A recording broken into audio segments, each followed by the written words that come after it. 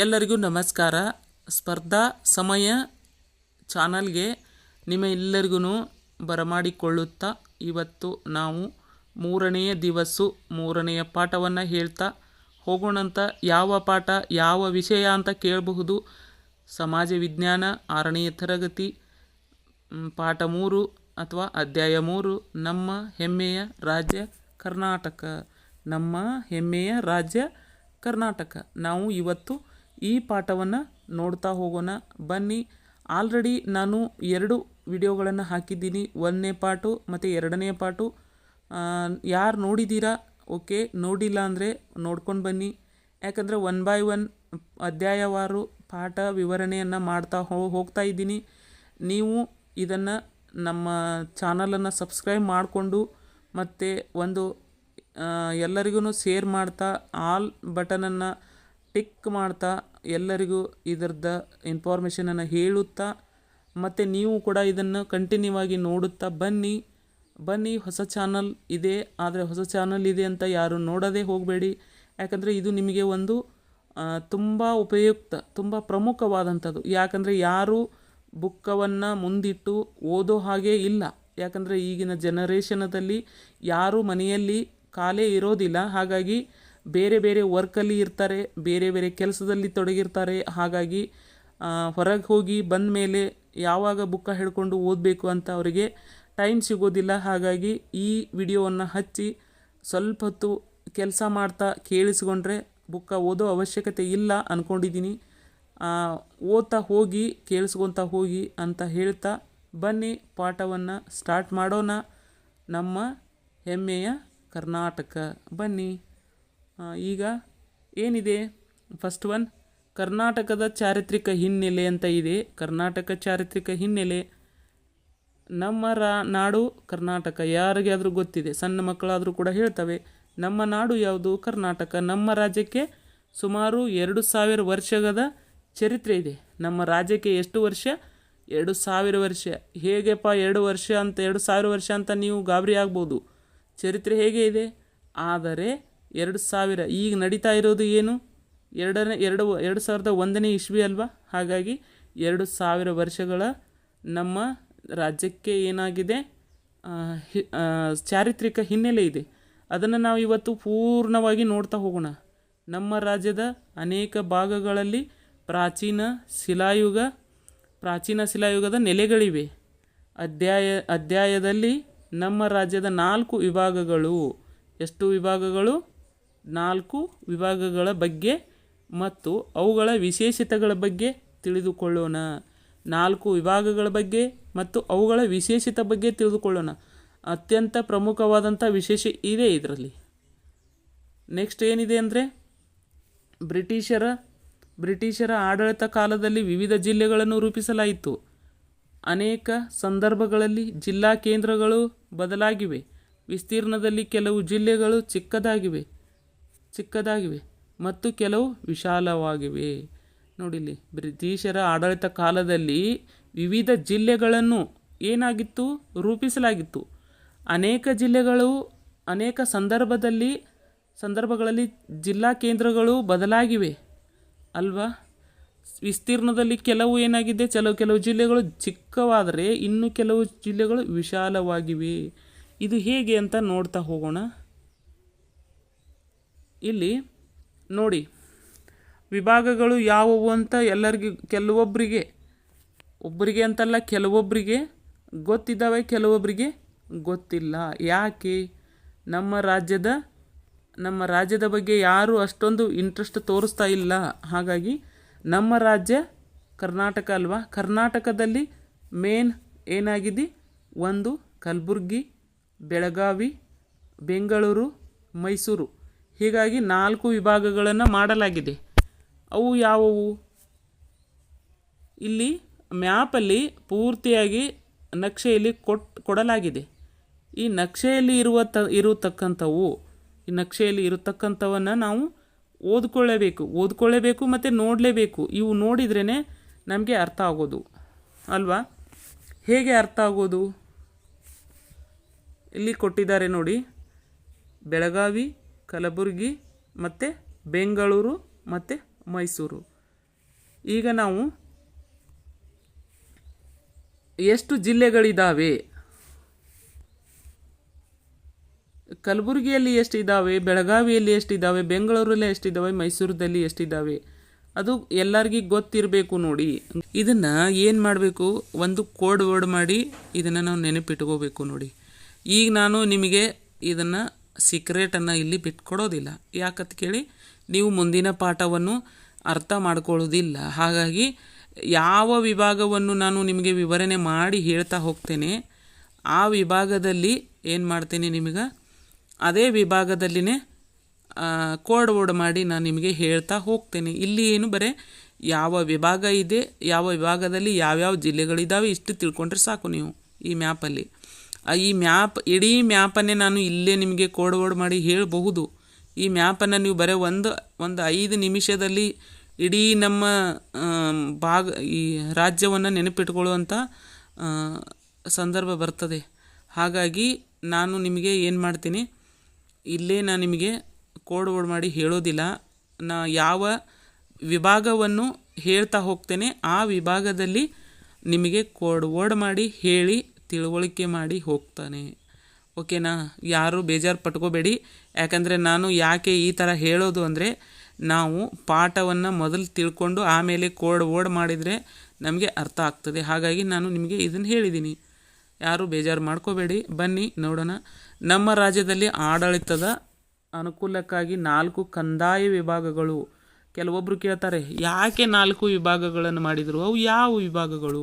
ಅವು ಕಂದಾಯ ವಿಭಾಗಗಳು. ಅವುಗಳು ಯಾವ ಥರ ಇದ್ದಾವೆ? ಬೆಂಗಳೂರಿನಲ್ಲಿ ಅತಿ ಹೆಚ್ಚವಾದ ಜಿಲ್ಲೆಗಳಿದ್ದಾವೆ. ಎಷ್ಟು? 9 ಜಿಲ್ಲೆಗಳು. ಬೆಂಗಳೂರಿನಲ್ಲಿ 9, ಮೈಸೂರಿನಲ್ಲಿ 8, ಬೆಳಗಾವಿಯಲ್ಲಿ 7, ಕಲಬುರಗಿಯಲ್ಲಿ 7. ನಾವು ಸೀರಿಯಲ್ ಪ್ರಕಾರವಾಗಿ ನೆನಪಿಟ್ಟುಕೊಂಡ್ರೆ ಅತಿ ಹೆಚ್ಚು ಬೆಂಗಳೂರು, 2 ಮೈಸೂರು, 3 ಬೆಳಗಾವಿ, 4 ಕಲಬುರಗಿ. ಇವೆರಡು ಒಂದೇ ಥರ ಇದ್ದಾವೆ. ಇದನ್ನು ಹಿಂದೆ ಮುಂದೆ ಮಾಡಿದ್ರೆ ನಡೀತದೆ. ಬಟ್ ನಾವು ಫಸ್ಟ್ ಒನ್ನು ಬೆಂಗಳೂರು ಇಟ್ಕೋಬೇಕು, ಸೆಕೆಂಡ್ ಒನ್ ಮೈಸೂರು ಇಟ್ಕೋಬೇಕು. ಯಾಕಂದರೆ ಸಂಖ್ಯೆಗೆ ಅನುಗುಣವಾಗಿ 9, 8, ಇಲ್ಲಿ 7 ಇದ್ದಾವೆ. ನೀವು ಯಾವುದಾದ್ರೂ ಇದನ್ನು ಇಟ್ಕೋಬೋದು. ಫಸ್ಟ್ ಒನ್ ನಾವು 9 ಇದ್ದಿದ್ದು ಇಟ್ಕೋಬೇಕು, 8, 7 ಈ ಥರ ಇಟ್ಕೊಂಡ್ರೆ ನಮಗೆ ನೆನಪು ಉಳಿದು ಬಿಡ್ತದೆ. ಇದು ಒಂದು ಕೋಡ್ ಆಯಿತು. ವಿಭಾಗಗಳನ್ನು ಹೇಗೆ ಎಷ್ಟು ಜಿಲ್ಲೆಗಳಿದ್ದಾವೆ ಅಂತ ನೆನಪಿಟ್ಕೋಬೇಕಾದ್ರೆ ಫಸ್ಟ್ ಒಂದು ಬೆಂಗಳೂರನ್ನು ನಾವು ಹೈ ಲೆವೆಲಾಗಿ ಇಟ್ಕೊಂಡ್ರೆ ಅಲ್ಲೇ 9 ಇದ್ದಾವೆ ಅಂತ ಗೊತ್ತು ಮಾಡ್ಕೋಬೇಕು. 9ರಿಂದ ಕೆಳಗೆ ಬಂದುಬಿಡೋದು. 9ರಿಂದ ಕೆಳಗೆ ಬಂದರೆ 3ನೇ ಸಂಖ್ಯೆಗೆ ನಾವು ಸ್ಟಾಪ್ ಮಾಡಬೇಕು. 3ನೇದ್ದು 4ನೇದ್ದು 2 ಒಂದೇ ಇದೆ ಅಂತ ತಿಳ್ಕೊಂಡು ಬಿಡೋದು. ನೋಡಿ, ಇವೆರಡು ಒಂದೇ ಇದ್ದಾವೆ, ಅದಕ್ಕೆ 3 ಮಾತ್ರ ನಾವು ಕೆಳಗೆ ಬರಬೇಕು. 9, 8, ಇಲ್ಲಿ 7. 9, 8, 7 ಇಷ್ಟು ಇಟ್ಕೊಂಡ್ರೆ ಸಾಕು. 9 ಬೆಂಗಳೂರು ಗೊತ್ತಿರ್ತದೆ. ಅದರ ಸೈಡೇ ಇರುವಂಥದ್ದು ಮೈಸೂರು. ಯಾಕಂದರೆ ಮೈಸೂರು ಬೆಂಗಳೂರು ಹತ್ತಿರನೇ ಇದೆ. ಇದು ಬೆಳಗಾವಿ ಆಗಲಿ ಗುಲ್ಬರ್ಗ ಆಗಲಿ ಇವು ಬೆಂಗಳೂರಿಗೆ ತುಂಬ ದೂರ ಇದ್ದಾವೆ. ಹಾಗಾಗಿ ಬೆಂಗಳೂರು ಹತ್ತಿರ ಇರೋದು ಮೈಸೂರು ಎರಡನೇ ಸ್ಥಾನದಲ್ಲಿದೆ. ಮತ್ತು 3ನೇ ಸ್ಥಾನ 4ನೇ ಸ್ಥಾನ ನಮಗೆ ಇವು ಎರಡು ಒಂದೇ ಥರ ಇದ್ದಿರೋದ್ರಿಂದ ನಾವು ಯಾವುದಾದ್ರೂ ಕೊಟ್ಟರು ಓಕೆ. ಇವೆರಡು ಕೂಡಿ 3ನೇ ಸ್ಥಾನದಲ್ಲಿದ್ದಾವೆ ಅಂತ ತಿಳ್ಕೊಂಡ್ರೆ ಇದು ಕೂಡ ನೆನಪು ಉಳಿತದೆ. ಇಷ್ಟು ನೆನಪು ಉಳ್ಕೊಂಡ್ರೆ ನಾವು ನಿಮಗೆ ಹೇಳ್ತಾ ಇದ್ದೀನಿ. ನೆಕ್ಸ್ಟು ನಾವು ಈ ವಿಭಾಗವನ್ನು ತೊಗೋತೀವಿ. ಈಗ ಬೆಂಗಳೂರು ವಿಭಾಗವನ್ನು ತೊಗೋತೀವಿ. ಇಲ್ಲಿ 9 ಜಿಲ್ಲೆಗಳಿದಾವಲ್ಲ, 9 ಜಿಲ್ಲೆಗಳನ್ನು ಈ 9 ಜಿಲ್ಲೆಗಳದ ನಾನು ಒಂದು ಕೋಡ್ ವರ್ಡ್ ಮಾಡಿದ್ದೀನಿ. ಆ ಕೋಡ್ ವರ್ಡನ್ನು ನಾನು ನಿಮಗೆ ಹೇಳ್ಕೊಡ್ತಾ ಇದ್ದೀನಿ. ಆದರೆ ನಾನು ಅಲ್ಲಿ ನಿಮಗೆ ಎಲ್ಲಿ ಹೇಳ್ಕೊಡ್ತಾ ಇದ್ದೀನಿ ಅಂದರೆ ಆ ವಿವರಣೆಯನ್ನು ಮಾಡ್ತಾ ಇದ್ದೀನಲ್ಲ, ಅಲ್ಲೇ ನಿಮಗೆ ಯಾವ ಥರ ಮಾಡಬೇಕು ಅಂತ ಹೇಳ್ಕೊಡ್ತಾ ಇದ್ದೀನಿ. ಹಾಗಾಗಿ ವಿವರಣೆಯನ್ನು ನೋಡ್ತಾ ಹೋಗೋಣ. ಅಲ್ಲಿ ವಿವರಣೆಯಲ್ಲಿ ಯಾವ ಥರ ಹೆಸರುಗಳು ಬಂದಿದ್ದಾವೆ, ಯಾವ ಥರ ಹಿಂದೆ ಮುಂದೆ ಇದ್ದಾವೆ, ನಾವು ಅದನ್ನು ಯಾವ ಥರ ಸೀದಾ ಮಾಡಿಕೊಂಡು ಓದಿದರೆ ನಮಗೆ ಪೂರ ನೆನಪು ಉಳಿತಾವೆ ಅಂತ ನಾನು ಹೇಳ್ಕೊಡ್ತೀನಿ. ಓಕೆನಾ? ಇಲ್ಲಿ ಏನಿದ್ದಾವೆ ಅಂದರೆ ಇಲ್ಲಿ ಬರೀ ನಮಗೆ ವಿಭಾಗಗಳಿದ್ದಾವೆ. ಯಾಕೆ ವಿಭಾಗಗಳನ್ನು ಮಾಡಿದರು ಅಂತ ಇಲ್ಲಿ ಮುಂದೆ ಬರ್ತದೆ. ಓಕೆನಾ? ಇಲ್ಲಿ ಒಟ್ಟು ಎಷ್ಟು ಜಿಲ್ಲೆಗಳಿದ್ದಾವೆ ಅದು ಕೂಡ ಕೆಲವೊಬ್ಬರಿಗೆ ಗೊತ್ತಿಲ್ಲ ನೋಡಿ. ಕೆಲವೊಬ್ಬರಿಗೆ ಅಷ್ಟು ಜಿಲ್ಲೆಗಳು ಕೂಡ ಗೊತ್ತಿಲ್ಲ, ಅಷ್ಟು ವಿಭಾಗಗಳು ಕೂಡ ಗೊತ್ತಿಲ್ಲ. ಒಟ್ಟು ವಿಭಾಗದಲ್ಲಿ ಯಾವ ವಿಭಾಗ ಅತಿ ಹೆಚ್ಚು ಜಿಲ್ಲೆಗಳನ್ನು ಹೊಂದಿದೆ ಅದು ಗೊತ್ತಿಲ್ಲ. ಯಾಕಂದರೆ 6ನೇ ಕ್ಲಾಸ್ ಬುಕ್ ಅಂದರೆ ತುಂಬ ಎಲ್ಲರೂ ನೆಗ್ಲೆಕ್ಟ್ ಮಾಡೇ ಹೋಗ್ತಾರೆ. ಯಾಕಂದರೆ ಅದೇನು ಬಿಡು ಸಣ್ಣ ಮಕ್ಕಳು ಓದ್ತಾವಲ್ಲ, ಅದು ಎದಕ್ಕೆ ನಮಗೆ, ನಾವು ಓದೋದು 8, 9, 10 ಓದೋಣಪ್ಪ ಈ ಥರ ಹೋಗ್ತಾರೆ. ಎಲ್ಲರೂ ಮೈಂಡ್ ಸೆಟ್ಟಲ್ಲಿ ಅದೇ ಇರ್ತದೆ. 6ನೇ ಕ್ಲಾಸ್ ಬುಕ್ಕ ತುಂಬ ನೆಗ್ಲೆಕ್ಟ್ ಮಾಡ್ತಾರೆ. ಹಾಗಾಗಿ ಇಲ್ಲಿ ಒಟ್ಟು ಎಷ್ಟು ಜಿಲ್ಲೆಗಳಿದ್ದಾವೆ ಹೇಳಬೇಕು ನೋಡಿ. ಎಷ್ಟು ಜಿಲ್ಲೆಗಳಿದ್ದಾವೆ? 31 ಜಿಲ್ಲೆಗಳಿದ್ದಾವೆ. 31. ಆದರೆ 31ನೇ ಜಿಲ್ಲೆ ಯಾವುದಾಗಿದೆ? 30ನೇ ಜಿಲ್ಲೆ ಯಾದಗಿರಿ ಇದೆ. 30ನೇ ಜಿಲ್ಲೆ ಯಾವುದಿದೆ? ಯಾದಗಿರಿ ಇದೆ. 31ನೇ ಜಿಲ್ಲೆ ವಿಜಯನಗರ. ಯಾವುದು? ವಿಜಯನಗರ. 31ನೇ ಜಿಲ್ಲೆ ವಿಜಯನಗರ. ಹೀಗಾಗಿ ನಮಗೆ 31 ಜಿಲ್ಲೆಗಳು ಆಲ್ರೆಡಿ ಇದ್ದಾವೆ. ಪ್ರತಿ ಜಿಲ್ಲೆಗೆ ಒಬ್ಬರು ಜಿಲ್ಲಾಧಿಕಾರಿಗಳಿರುತ್ತಾರೆ. ಎಲ್ಲರಿಗೂ ಗೊತ್ತಲ್ವಾ? ಅವ್ರಿಗೆ ಏನಂತ ಕರಿತೇವೆ ನಾವು? ಡೆಪ್ಯೂಟಿ ಕಮಿಷನರ್ ಅಂತ ಕರಿತೇವೆ. ಒಬ್ಬ ಜಿಲ್ಲಾಧಿಕಾರಿಗೆ ನಾವು ಏನಂತ ಕರಿತೇವೆ? ಡೆಪ್ಯೂಟಿ ಕಮಿಷನರ್ ಅಂತ ಕರಿತೇವೆ. ಅದೇ ರೀತಿಯಲ್ಲಿ ವಿಭಾಗಕ್ಕೆ ವಿಭಾಗೀಯ ಅಧಿಕಾರಿಯಾಗಿರುತ್ತಾರೆ. ಒಬ್ಬರು ವಿಭಾಗವನ್ನು ಮಾಡ್ಕೊಂಡಿರ್ತಾರೆ ಅಂದಮೇಲೆ ಆ ವಿಭಾಗಕ್ಕೆ ಒಬ್ಬರು ವಿಭಾಗ ಅಧಿಕಾರಿಗಳು ಕೂಡ ಇರ್ತಾರೆ. ಅವ್ರಿಗೆ ಏನಂತ ಕರಿತೀವಿ ಅಂದರೆ ನಾವು ಪ್ರಾದೇಶಿಕ ಆಯುಕ್ತರು. ಏನಂತ ಕರಿತೀವಿ? ಪ್ರಾದೇಶಿಕ ಆಯುಕ್ತರು ಅಂತ ಕರಿತೀವಿ. ಈ ಭಾಗದಲ್ಲಿ 4 ವಿಭಾಗಗಳಿರುವ ಜಿಲ್ಲೆಗಳು, ಅವುಗಳ ವೈಶಿಷ್ಟ್ಯತೆಗಳು, ಪ್ರಾಕೃತಿಕ ಸಂಪನ್ಮೂಲಗಳು, ಕೃಷಿ ಉದ್ದಿಮೆ, ನದಿಗಳು, ಬೆಳೆಗಳು, ಅರಣ್ಯಗಳು, ವಾಯುಗುಣ, ಕಲೆ, ಸಾಹಿತ್ಯ, ಜಾನಪದ, ಕ್ರೀಡೆ, ಉತ್ಸವಗಳು ಮುಂತಾದ ಸಂಗತಿಗಳು ಬಗ್ಗೆ ಏನು ಮಾಡ್ಕೋಬೇಕು? ತಿಳಿದುಕೊಳ್ಳೋಣ. ಇಷ್ಟೆಲ್ಲ ನಾವು ಏನು ಮಾಡಬೇಕು? ಇವಾಗ ತಿಳಿದುಕೊಳ್ಬೇಕು. ನೋಡಿ ಎಷ್ಟೊಂದು ವಿಚಾರ ಇದೆ. ಈ ವಿಚಾರಗಳನ್ನೆಲ್ಲ ನಾವು ಏನು ಮಾಡಬೇಕು? ತಿಳ್ಕೊಳ್ಳೇಬೇಕು. ಕಲೆ, ಸಾಹಿತ್ಯ, ಜಾನಪದ, ಕ್ರೀಡೆ, ಉತ್ಸವಗಳು ಇವೆಲ್ಲ ಗೊತ್ತಾಗಲೇಬೇಕು. ಕೃಷಿ ಹೇಗಿದೆ, ಪ್ರಾಕೃತಿಕ ಸಂಪನ್ಮೂಲ ಹೇಗಿದ್ದಾವೆ, ಉದ್ದಿಮೆ ಯಾವುದಿದೆ, ನದಿಗಳು, ಬೆಳೆಗಳು, ಅರಣ್ಯಗಳು, ವಾಯುಗುಣ ಇವೆಲ್ಲ ನಮಗೇನಾಗಬೇಕು? ಗೊತ್ತಾಗಲೇಬೇಕು ನೋಡಿ. ಈಗ ಬೆಂಗಳೂರು ವಿಭಾಗ, ಇದ್ರ ಬಗ್ಗೆ ಫಸ್ಟು ತಿಳ್ಕೊಬೇಕು. ಬೆಂಗಳೂರು ವಿಭಾಗ ಏನೇನಿದೆ? ನಮ್ಮ ರಾಜ್ಯದ ರಾಜಧಾನಿ ಯಾವುದು? ಎಲ್ಲರಿಗೂ ಗೊತ್ತು. ನಮ್ಮ ರಾಜ್ಯದ ರಾಜಧಾನಿ ಬೆಂಗಳೂರು.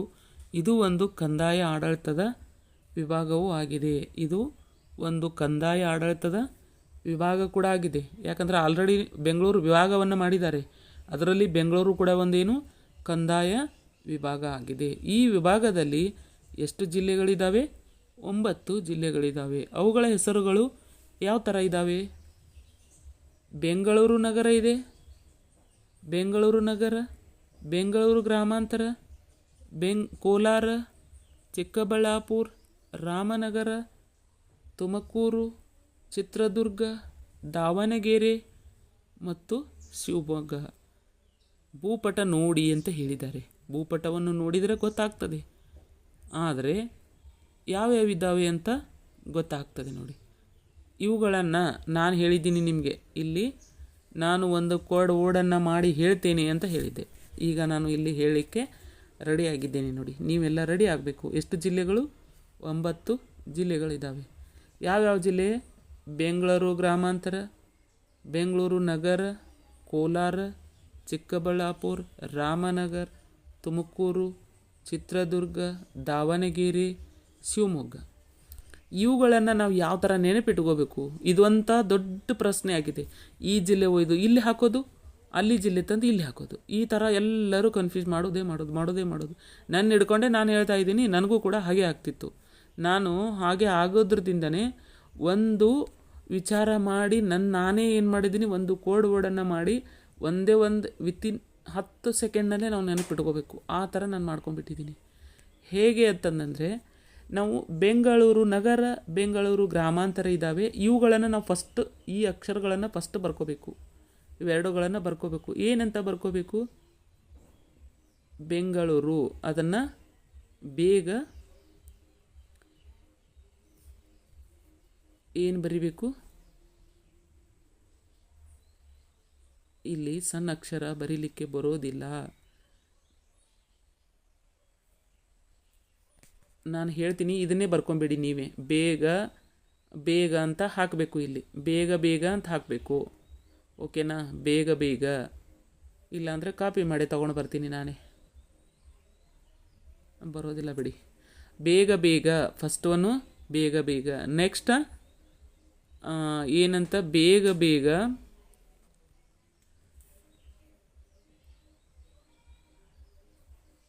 ಬೇಗ ಬೇಗ ಆಯ್ತಲ್ಲ, ಚಿ ಬರ್ಕೋಬೇಕು.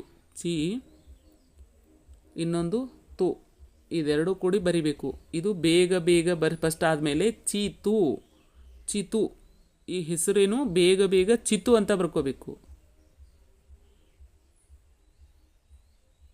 ಚಿತು, ಬೇಗ ಬೇಗ ಚಿತು, ಚಿತು, ಬೇಗ ಬೇಗ ಚಿತು. ಇನ್ನೊಂದೇನು, ಸಿ. ಸಿ ಎಲ್ಲಿದೆ? ಇಲ್ಲಿದೆ. ಸಿ ದ, ಸೀದಾ ಬರಿಬೇಕು. ಏನು ಬರಿಬೇಕು? ಸೀದಾ. ಬೇಗ ಬೇಗ, ನಾನು ಬರೆದಿಲ್ಲ. ಬೇಗ ಬೇಗ ಚಿತು ಸೀದಾ ಏನು ಮಾಡಬೇಕು? ಚಿ ಬರಿಬೇಕು. ನೆಕ್ಸ್ಟ್ ಏನು ಬರಿಬೇಕು? ರಾ ಬರಿಬೇಕು. ನೆಕ್ಸ್ಟ್ ಏನು ಬರಿಬೇಕು? ಕೋ ಬರಿಬೇಕು. ಬರಿಬೇಕಲ್ವಾ? ಚಿರಾಕೋ.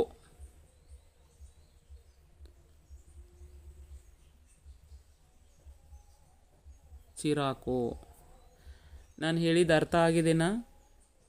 ಬೇಗ ಬೇಗ ಚಿತು ಸೀದಾ ಚಿರಾಕೋ. ನಾವು ಏನು ಹೇಳಬೇಕು ನೋಡಿ, ಬೆಂಗಳೂರು ಬಂತು ಅಂದರೆ ಬೇಗ ಬೇಗ ಚಿತು, ಬೇಗ ಬೇಗ ಚಿತು. ಚಿತು ಅಂತಂದ್ರೆ ಒಬ್ಬ ಹೆಸರ. ಬೇಗ ಬೇಗ ಅವನಿಗೇನು ಹೇಳಬೇಕು? ಬೇಗ ಬೇಗ ಚಿತು ಸೀದಾ ಚಿರಾಕೋ. ಅಂದರೆ ಆ ಕಡೆ ಈ ಕಡೆ ನೋಡಿ ಚೀರ್ಬೇಡ, ಸೀದಾ ಚಿರಾಕೋ. ಇಷ್ಟು ನಾವು ನೆನಪಿಟ್ಕೊಂಡ್ರೆ ಏನಾಯ್ತಿದು, 10 ಸೆಕೆಂಡ್ನಲ್ಲಿ ನೀವು ಇದನ್ನು ಹೇಳಬೇಕು. ಯಾಕಂದರೆ ಬೇಗ ಬೇಗ ಬೆಂಗಳೂರು ಅಂತ ನೆನಪಿಟ್ಕೊಂಡ್ಮೇಲೆ ನೀವು ಬೇಗ ಬೇಗನೆ, ಯಾಕಂದ್ರೆ ಅಲ್ಲಿ ಹೈ ಲೆವೆಲ್ ಎಲ್ಲ ಇರೋದು, ಪೊಲಿಟಿಕಲಿ ಎಲ್ಲ ಹೈ ಲೆವೆಲ್ ಇದೆ. ಹಾಗಾಗಿ ಬೇಗ ಬೇಗ ಅಂತ ನೆನಪಿಟ್ಕೊಂಡು ಬಿಡೋದು. ಬೇಗ ಬೇಗ ಅಂದರೆ ಬೆಂಗಳೂರು ಅಂತ ಬಂದುಬಿಡ್ತದೆ. ಬೇಗ ಬೇಗ ಚಿತು ಸೀದಾ ಏನು ಮಾಡಬೇಕು? ಚಿರಾಕೋ ಅಂತ ಹೇಳಿಬಿಡ್ಬೇಕು. ಬೇಗ ಬೇಗ ಚಿತು ಚಿರಾಕೋ. ಇಷ್ಟು ಹೇಳಿದರೆ ನೀವು ಈ ಈ ವಿಭಾಗದಲ್ಲಿ ಇರುವಂಥ ಜಿಲ್ಲೆಗಳನ್ನು ನೀವೆಲ್ಲ ಏನು ಮಾಡೋದು, ಒಂದು ಹಂತಕ್ಕೆ ನೀವು ನೆನಪಿಟ್ಕೊಂಡ್ಬಿಟ್ರೆ ಮುಗಿದು ಹೋಯ್ತು. ನಾವು ಏನು ಮಾಡಬೇಕು, ಇದನ್ನು ನಿಮಗೆ ಆಲ್ರೆಡಿ ಏನಾಗಿರ್ತದೆ, ಬೆಂಗಳೂರು ಸುತ್ತಮುತ್ತ ಇರುವಂಥ ಜಿಲ್ಲೆಗಳು ನೆನಪಿರ್ತವೆ, ಬಟ್ ಏನಾಗಿರ್ತದೆ, ಕನ್ಫ್ಯೂಸ್ ಆಗ್ತಿರ್ತದೆ. ಹಾಗಾಗಿ ನಾವು ಬೇಗ ಬೇಗ ಅಂದರೆ ಬೆಂಗಳೂರು ನಗರ, ಬೆಂಗಳೂರು ಗ್ರಾಮಾಂತರ, ಆಮೇಲೆ ಚಿತು ಅಂದರೆ ಚಿತ್ರದುರ್ಗ, ತು ಅಂದರೆ ತುಮಕೂರು, ಸೀದಾ ಅಂದರೆ ಶಿವಮೊಗ್ಗ, ದ ಅಂದರೆ ದಾವಣಗೆರೆ, ಚಿರಾಕೋ ಅಂದರೆ ಚಿಕ್ಕಬಳ್ಳಾಪುರ, ರಾ ಅಂದ್ರೆ ರಾಮನಗರ್, ಕೋ ಅಂದ್ರೆ ಕೋಲಾರ. ಈ ಥರ ನಾವು ನೆನ್ಪಿಟ್ಕೊಂಡ್ಬಿಟ್ರೆ ಮುಗಿದು ಹೋಯ್ತು. ಓಕೆನಾ? ಅದ್ಲಿ ಬದಲಿ ಇಲ್ಲೇ ಮಾಡಿ ನಾವು ಒಂದನೇ ಹೆಸರನ್ನು ಇಟ್ಕೊಂಡು ಅದ್ರ ಮುಂದೆ ಏನಿದೆ ಅಂತ ನಮ್ಗೆ ಅಷ್ಟೊಂದು ನಾಲೆಜ್ ಇರೋಂಗಿಲ್ಲ, ಇದ್ದೇ ಇರ್ತದೆ. ಅದನ್ನು ನಾವು ಹಾಕಿಬಿಡೋದು. ಆಲ್ರೆಡಿ ಅದ್ರ ಸುತ್ತಮುತ್ತ ಇದ್ದೇ ಇರ್ತವೆ. ಅಷ್ಟು ಗೊತ್ತಿದ್ರೂ ನಮ್ಮ ನೆನಪಿಲ್ಲ ಅಂದರೆ ಇಷ್ಟು ನಾವು ಒಂದು ಕೋಡ್ ಬೋರ್ಡನ್ನು ನೆನಪಿಟ್ಕೊಂಡ್ರೆ ತುಂಬ ತುಂಬ ತುಂಬ ಉಪಯುಕ್ತ ಆಗ್ತದೆ. ಉಪಯುಕ್ತ ಆಗಿದರೆ ಒಂದು ಲೈಕ್ ಬಟನನ್ನು ಒತ್ತಕ್ಕಾಗಿರಬೇಕು. ಒತ್ತಿ ಲೈಕ್ ಮಾಡಿ, ಒಂದು ಮೆಸೇಜ್ ಮಾಡಿ, ಈ ಥರ ಹೇಳಿರೋದು ಓಕೆನಾ ಅಂತ. ಆದರೆ ನಾನು ಇಲ್ಲೇ 4 ವಿಭಾಗಗಳನ್ನು ಹೇಳಬಹುದು, ಬಟ್ ನೀವು ಕನ್ಫ್ಯೂಷನ್ ಮಾಡ್ಕೊತೀರ. ಹಾಗಾಗಿ ಇಲ್ಲಿ ನಾನು ಅದನ್ನೇ ಕೋಡ್ ಬೋರ್ಡನ್ನು ಯಾಕೆ ನಿಮ್ಮ ಮುಂದೆ ಇಲ್ಲೇ ರೈಟ್ ಹಾಕ್ಕೊಂಡಿದ್ದೀನಿ ಅಂದರೆ, ನಾನು ಒಂದೇ ಅಕ್ಷರನ ತೊಗೊಂಡಿರೋದು ನಿಮ್ಮ ಕಣ್ಣಿಗೆ ಕಾಣಿಸ್ತಾ ಇದೆ. ಒಂದೇ ಅಕ್ಷರ ತೊಗೊಂಡಿದ್ದೀನಿ, ಮುಂದಿನ ಜಿಲ್ಲೆ ಪೂರ್ಣ ನಿಮಗೆ ಇಲ್ಲೇ ಕಾಣಿಸ್ತಾ ಇದೆ. ನಾನು ಬರೆದು ಹೇಳೋ ಅವಶ್ಯಕತೆ ಇಲ್ಲ. ಹಾಗಾಗಿ ನಾನು ನೆಕ್ಸ್ಟ್ ಭಾಗವನ್ನು ಹೇಳೋ ಮುಂದಿನ ಆ ಥರನ ಮಾಡಿ ನಿಮಗೆ ಹೇಳ್ಕೊಡ್ತಾ ಇದ್ದೀನಿ. ಬರೆದು ಇಟ್ಕೊಳ್ಳಿ. ನೀವು ಬರೆದು ಇಟ್ಕೊಂಡ್ರೆ ಮುಗಿದೋಯ್ತು. ಒಂದು ಸಲ ನೋಡಿದರೆ ಮುಗಿದೋಯ್ತು ಎಕ್ಸಾಮ್ ಟೈಮಲ್ಲಿ. ಓಕೆನಾ? ನೆಕ್ಸ್ಟ್ ಚಾರಿತ್ರಿಕ. ಇಲ್ಲೆಲ್ಲ ಏನಿದ್ದಾವೆ ಇವು ಚಾರಿತ್ರಿಕ ಆಗಲಿ ಹಿನ್ನೆಲೆಗಳು ತುಂಬ ಅಷ್ಟೊಂದು ಇಂಪಾರ್ಟೆಂಟ್ ಇಲ್ಲ ಅಂದ್ರೂ ಕೂಡ ನಾವು ನೋಡಲೇಬೇಕು ನೋಡಿ. ಕರ್ನಾಟಕದಷ್ಟೇ ಪ್ರಾಚೀನ ಚಾರಿತ್ರಿಕ ಹಿನ್ನೆಲೆ ಬೆಂಗಳೂರು ವಿಭಾಗಕ್ಕಿದೆ. ಇಲ್ಲಿ ಕರ್ನಾಟಕದಷ್ಟೇ ಪ್ರಾಚೀನ ಚಾರಿತ್ರ್ಯ ಹಿನ್ನೆಲೆ ಏನಾಗಿದೆ, ನಮ್ಮ ಇಡೀ ಕರ್ನಾಟಕದೆಲ್ಲ ಇದ್ದಷ್ಟು ಬೆಂಗಳೂರಿಗೆ ಮಾತ್ರ ಇದೆ ಅಂತ ಹೇಳ್ತಾರೆ. ಈ ಭಾಗವನ್ನು ಮೊದಲು ಆಳಿದ ಅರಸರೆಂದರೆ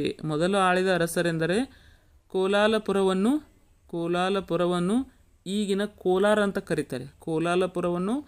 ಈಗಿನ ಕೋಲಾರ ಅಂತ ಕರೀತಾರೆ. ನೆನಪಿರ್ಬೇಕು ನೋಡಿ, ಈ ಕೋಲಾರ ಎಲ್ಲಿದೆ ಅಂದರೆ ನಮಗೆ ಇವಾಗ ಬೆಂಗಳೂರು ವಿಭಾಗದಾಗ ಇದೆ. ಅದಕ್ಕೆ ಕೋಲಾಲಪುರ ಅಂತ ಕರಿತಿದ್ರತ್ತ ಫಸ್ಟ್. ಕೋಲಾರ ರಾಜಧಾನಿಯಾಗಿ ಮಾಡಿಕೊಂಡಿದ್ದ ಗಂಗರ ಮನೆತನದ ಅರಸರು. ಕೋಲಾಲಪುರವನ್ನು ಈಗಿನ ಕೋಲಾರ ಇತ್ತು, ಈಗಿನ ಕೋಲಾರ ಇದೆಯಲ್ಲ, ಆವಾಗ ಕೋಲಾಲಪುರವನ್ನು ರಾಜಧಾನಿಯನ್ನಾಗಿ ಮಾಡಿಕೊಂಡಿದ್ದವರು ಯಾರು ಅಂದರೆ ಗಂಗರ ಮನೆತನದವರ ಅರಸರು. ಅದು ಕೂಡ ನೆನಪಿರಬೇಕು. ಅರಸರ ಆಳ್ವಿಕೆ ಆಳಿದ ಮೇಲೆ ಈ ಪ್ರದೇಶವನ್ನು ಚೋಳರು, ಹೊಯ್ಸಳರು, ವಿಜಯನಗರ ಮರಾಠರು, ಮೈಸೂರು ಒಡೆಯರು ಮತ್ತು ವಿಜಯನಗರದ ಆದಿಲ್ ಶಾಹಿ ಮನೆತನದ ಅರಸರು ಆಳ್ವಿಕೆಗೆ ವಿವಿಧ ಕಾಲಘಟ್ಟಗಳಲ್ಲಿ ಒಳಗಾಯಿತು. ವಿಜಯನಗರ ಅರಸರ ಆಳ್ವಿಕೆಯಲ್ಲಿ ಅನೇಕ ಪಾಳೆಗಾರರು ವಿವಿಧ ಭಾಗಗಳಲ್ಲಿ ಆಳ್ವಿಕೆ ನಡೆಸುತ್ತಿದ್ದರು. ಅವರು ಆಳುತ್ತಿದ್ದ ಪ್ರದೇಶವನ್ನು ಏನಂತ ಕರಿತಿದ್ರು? ಪಾಳೆಯಪಟ್ಟು ಅಂತ ಕರಿತಿದ್ರು. ಹೇಳ್ತಾರೆ ನೋಡಿ, ವಿಜಯನಗರ ಅರಸರು ಆಳುತ್ತಿದ್ದ ಪ್ರದೇಶವನ್ನು ಏನೆಂದು ಕರಿತಿದ್ದರು? ಪಾಳೆಯಪಟ್ಟು ಅಂತ ಕರಿತಿದ್ರು. ಇದು ಕ್ವಶನ್ ಆಗಿದೆ, ಕೆಲವೊಂದಿಷ್ಟು ಪ್ರಶ್ನೆ ಆಗಿದೆ. ಈ ಪಾಳೆಗಾರರಿಗೆ ನಾಯಕರೆಂಬ ಹೆಸರಿತ್ತು. ಈ ಪಾಳೆಗಾರರು ವಿಜಯನಗರ ಅರಸರಿಗೆ ವಿಧೇಯರಾಗಿದ್ದರು. ಪ್ರಮುಖ ಪಾಳೆಯಪಟ್ಟುಗಳಂತ ಯಾರನ್ನ ಕರೀತಾರೆ ನೋಡಿ? ಕೆಳದಿ, ಚಿತ್ರದುರ್ಗ, ಯಲಹಂಕ, ಈ ಮೂರುಗಳನ್ನು ಕೆಳದಿ, ಚಿತ್ರದುರ್ಗ, ಯಲಹಂಕ, ಚಿಕ್ಕಬಳ್ಳಾಪುರ, ಇವುಗಳನ್ನು ನಾವು ಏನಂತ ಕರಿತೀವಿ? ಪಾಳೆಯಪಟ್ಟುಗಳು ಅಂತ ಕರಿತೀವಿ. ಈ ಪಾಳೆಯಪಟ್ಟುಗಳನ್ನು ಯಾರು ಆಳಿದರು? ವಿಜಯನಗರ ಅರಸರ ಆಳ್ವಿಕೆಯಲ್ಲಿ ಆಳಿದರು. ಇಷ್ಟು ಗೊತ್ತಿದ್ರೆ ನಿಮಗೆ ಅರ್ಥ ಆಗ್ತದೆ. ಇದನ್ನು ಯಾರ್ಯಾರು ಆಳಿದರು ಅಂತ ಗೊತ್ತಿದೆ, ಆದರೂ ಕೂಡ ವಿಜಯನಗರ ಅರಸರು ಪಾಳೆಯಪಟ್ಟುಗಳು ಅಂತ ಕರೆದರು. ಓಕೆನಾ? ತುಂಬ ಉಪಯುಕ್ತ ಆದಂಥ ಮಾಹಿತಿ ಇದೆ. ಈ ನೋಡಿ, ಆ ಜಿಲ್ಲೆಗಳು ಇಲ್ಲೇ ಇದ್ದಾವೆ ನೋಡಿ, ಅಲ್ಲಿನೂ ಕೂಡ ಕೊಟ್ಟಿದ್ದಾರೆ, ಇಲ್ಲಿ ಕೂಡ ಕೊಟ್ಟಿದ್ದಾರೆ. ಓಕೆನಾ? ನೆಕ್ಸ್ಟ್, ಪ್ರಾಕೃತಿಕ ಸಂಪನ್ಮೂಲಗಳು. ಬೆಂಗಳೂರದ ಪ್ರಾಕೃತಿಕ ಸಂಪನ್ಮೂಲಗಳು. ಪ್ರಕೃತಿಯಿಂದ ದತ್ತವಾದ ಸಂಗತಿಗಳನ್ನು ಪ್ರಾಕೃತಿಕ ಸಂಪನ್ಮೂಲ ಎಂದು ಕರೆಯುತ್ತಾರೆ. ಇಲ್ಲಿ ನೋಡಿ, ಇದನ್ನು ಯಾರು ಮಾಡಿರೋದಲ್ಲ, ಪ್ರಕೃತಿಯವಾಗಿ ಆಗಿರುವಂಥ ಸಂಗತಿಗಳನ್ನು, ಸಂಪನ್ಮೂಲಗಳನ್ನು ಏನಂತ ಕರೀತಾರೆ? ಪ್ರಾಕೃತಿಕ ಸಂಪನ್ಮೂಲಗಳು ಅಂತ ಕರೀತಾರೆ. ಉದಾಹರಣೆ, ನದಿ, ಕಾಡು, ಕಣಿವೆ, ಜಲಪಾತಗಳು, ಖನಿಜ ಕಣಿವೆಗಳು ಮತ್ತು ವನ್ಯಮೃಗಗಳು, ಮಣ್ಣು ಮುಂತಾದವುಗಳೆಲ್ಲ ಪ್ರಕೃತಿಯವು. ನಮಗೆ ನೀಡಿರುವ ಸಂಪತ್ತು. ಈ ವಿಭಾಗವು ಉಷ್ಣವಲಯದ ಮಾನ್ಸೂನ್ ವಾಯುಗುಣವನ್ನು ಹೊಂದಿದೆ. ಏನಾಗಿದೆ?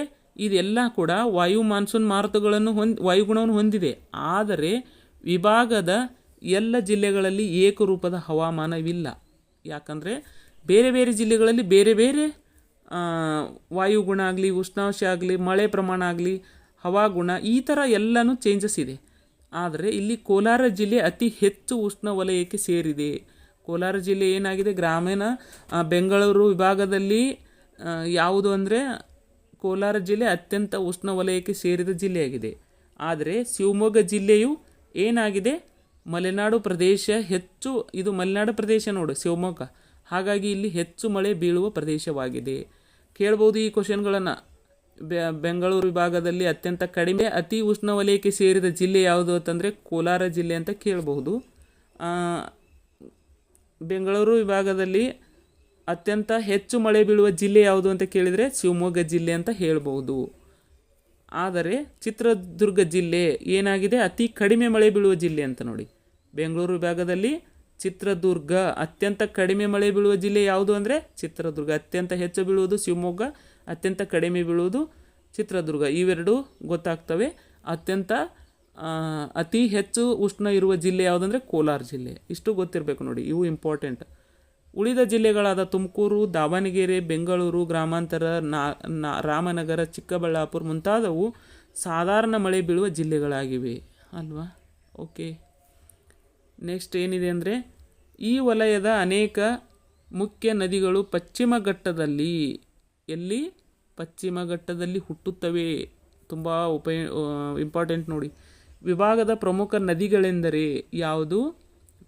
ಉತ್ತರ ಪಿನಾಕಿನಿ, ದಕ್ಷಿಣ ಪಿನಾಕಿನಿ, ವೇದಾವತಿ, ಶಿಂಷಾ, ತುಂಗಭದ್ರಾ, ಶರಾವತಿ, ವರದಾ ಮುಂತಾದವು.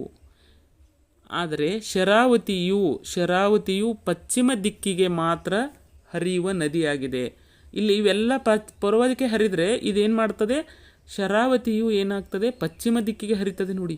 ಪಶ್ಚಿಮ ದಿಕ್ಕಿಗೆ ಹರಿಯುವ ನದಿಗಳು ತುಂಬ ಕಡಿಮೆ ಇದ್ದಾವೆ. ಹಾಗಾಗಿ ಇವೆಲ್ಲ ಪೂರ್ವಕ್ಕೆ ಹರಿದ್ರೆ ಇದು ಒಂದು ಪಶ್ಚಿಮಕ್ಕೆ ಹರಿಯುವಂಥ ನದಿಯಾಗಿದೆ. ಇದರಿಂದ ನಿರ್ಮಾಣವಾದ ವಿಶ್ವವಿಖ್ಯಾತ ಯಾವುದು, ಜೋಗ ಜಲಪಾತ.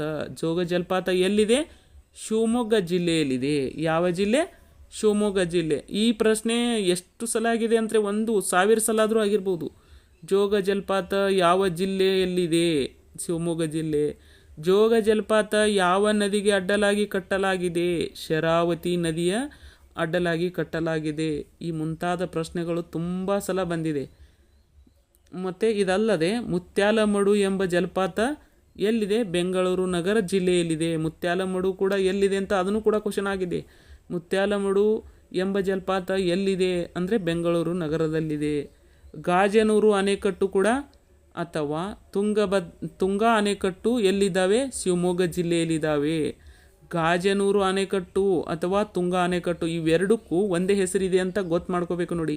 ಗಾಜನೂರು ಅಂತ ಕೇಳಿದ್ರೂ ಅಥವಾ ತುಂಗಾ ಅಂತ ಕೇಳಿದ್ರೂ ಕೂಡ ಎರಡು ಒಂದೇ. ಹಾಗಾಗಿ ಶಿವಮೊಗ್ಗ ಜಿಲ್ಲೆಯಲ್ಲಿವೆ. ಈ ವಿಭಾಗದಲ್ಲಿ 100 ಪ್ರಸಿದ್ಧ ಕೆರೆಗಳಿವೆ. ಈ ವಿಭಾಗದಲ್ಲಿ ಎಷ್ಟು? 100 ಪ್ರಸಿದ್ಧ ಕೆರೆಗಳಿದ್ದಾವೆ. ಇಲ್ಲಿ ಮೈಸೂರು ಅರಸರು ಅನೇಕ ಅಣೆಕಟ್ಟುಗಳನ್ನು ಕಟ್ಟಿದರು. ಇಲ್ಲಿ ಮೈಸೂರು ಅರಸರು ಏನು ಮಾಡಿದರು?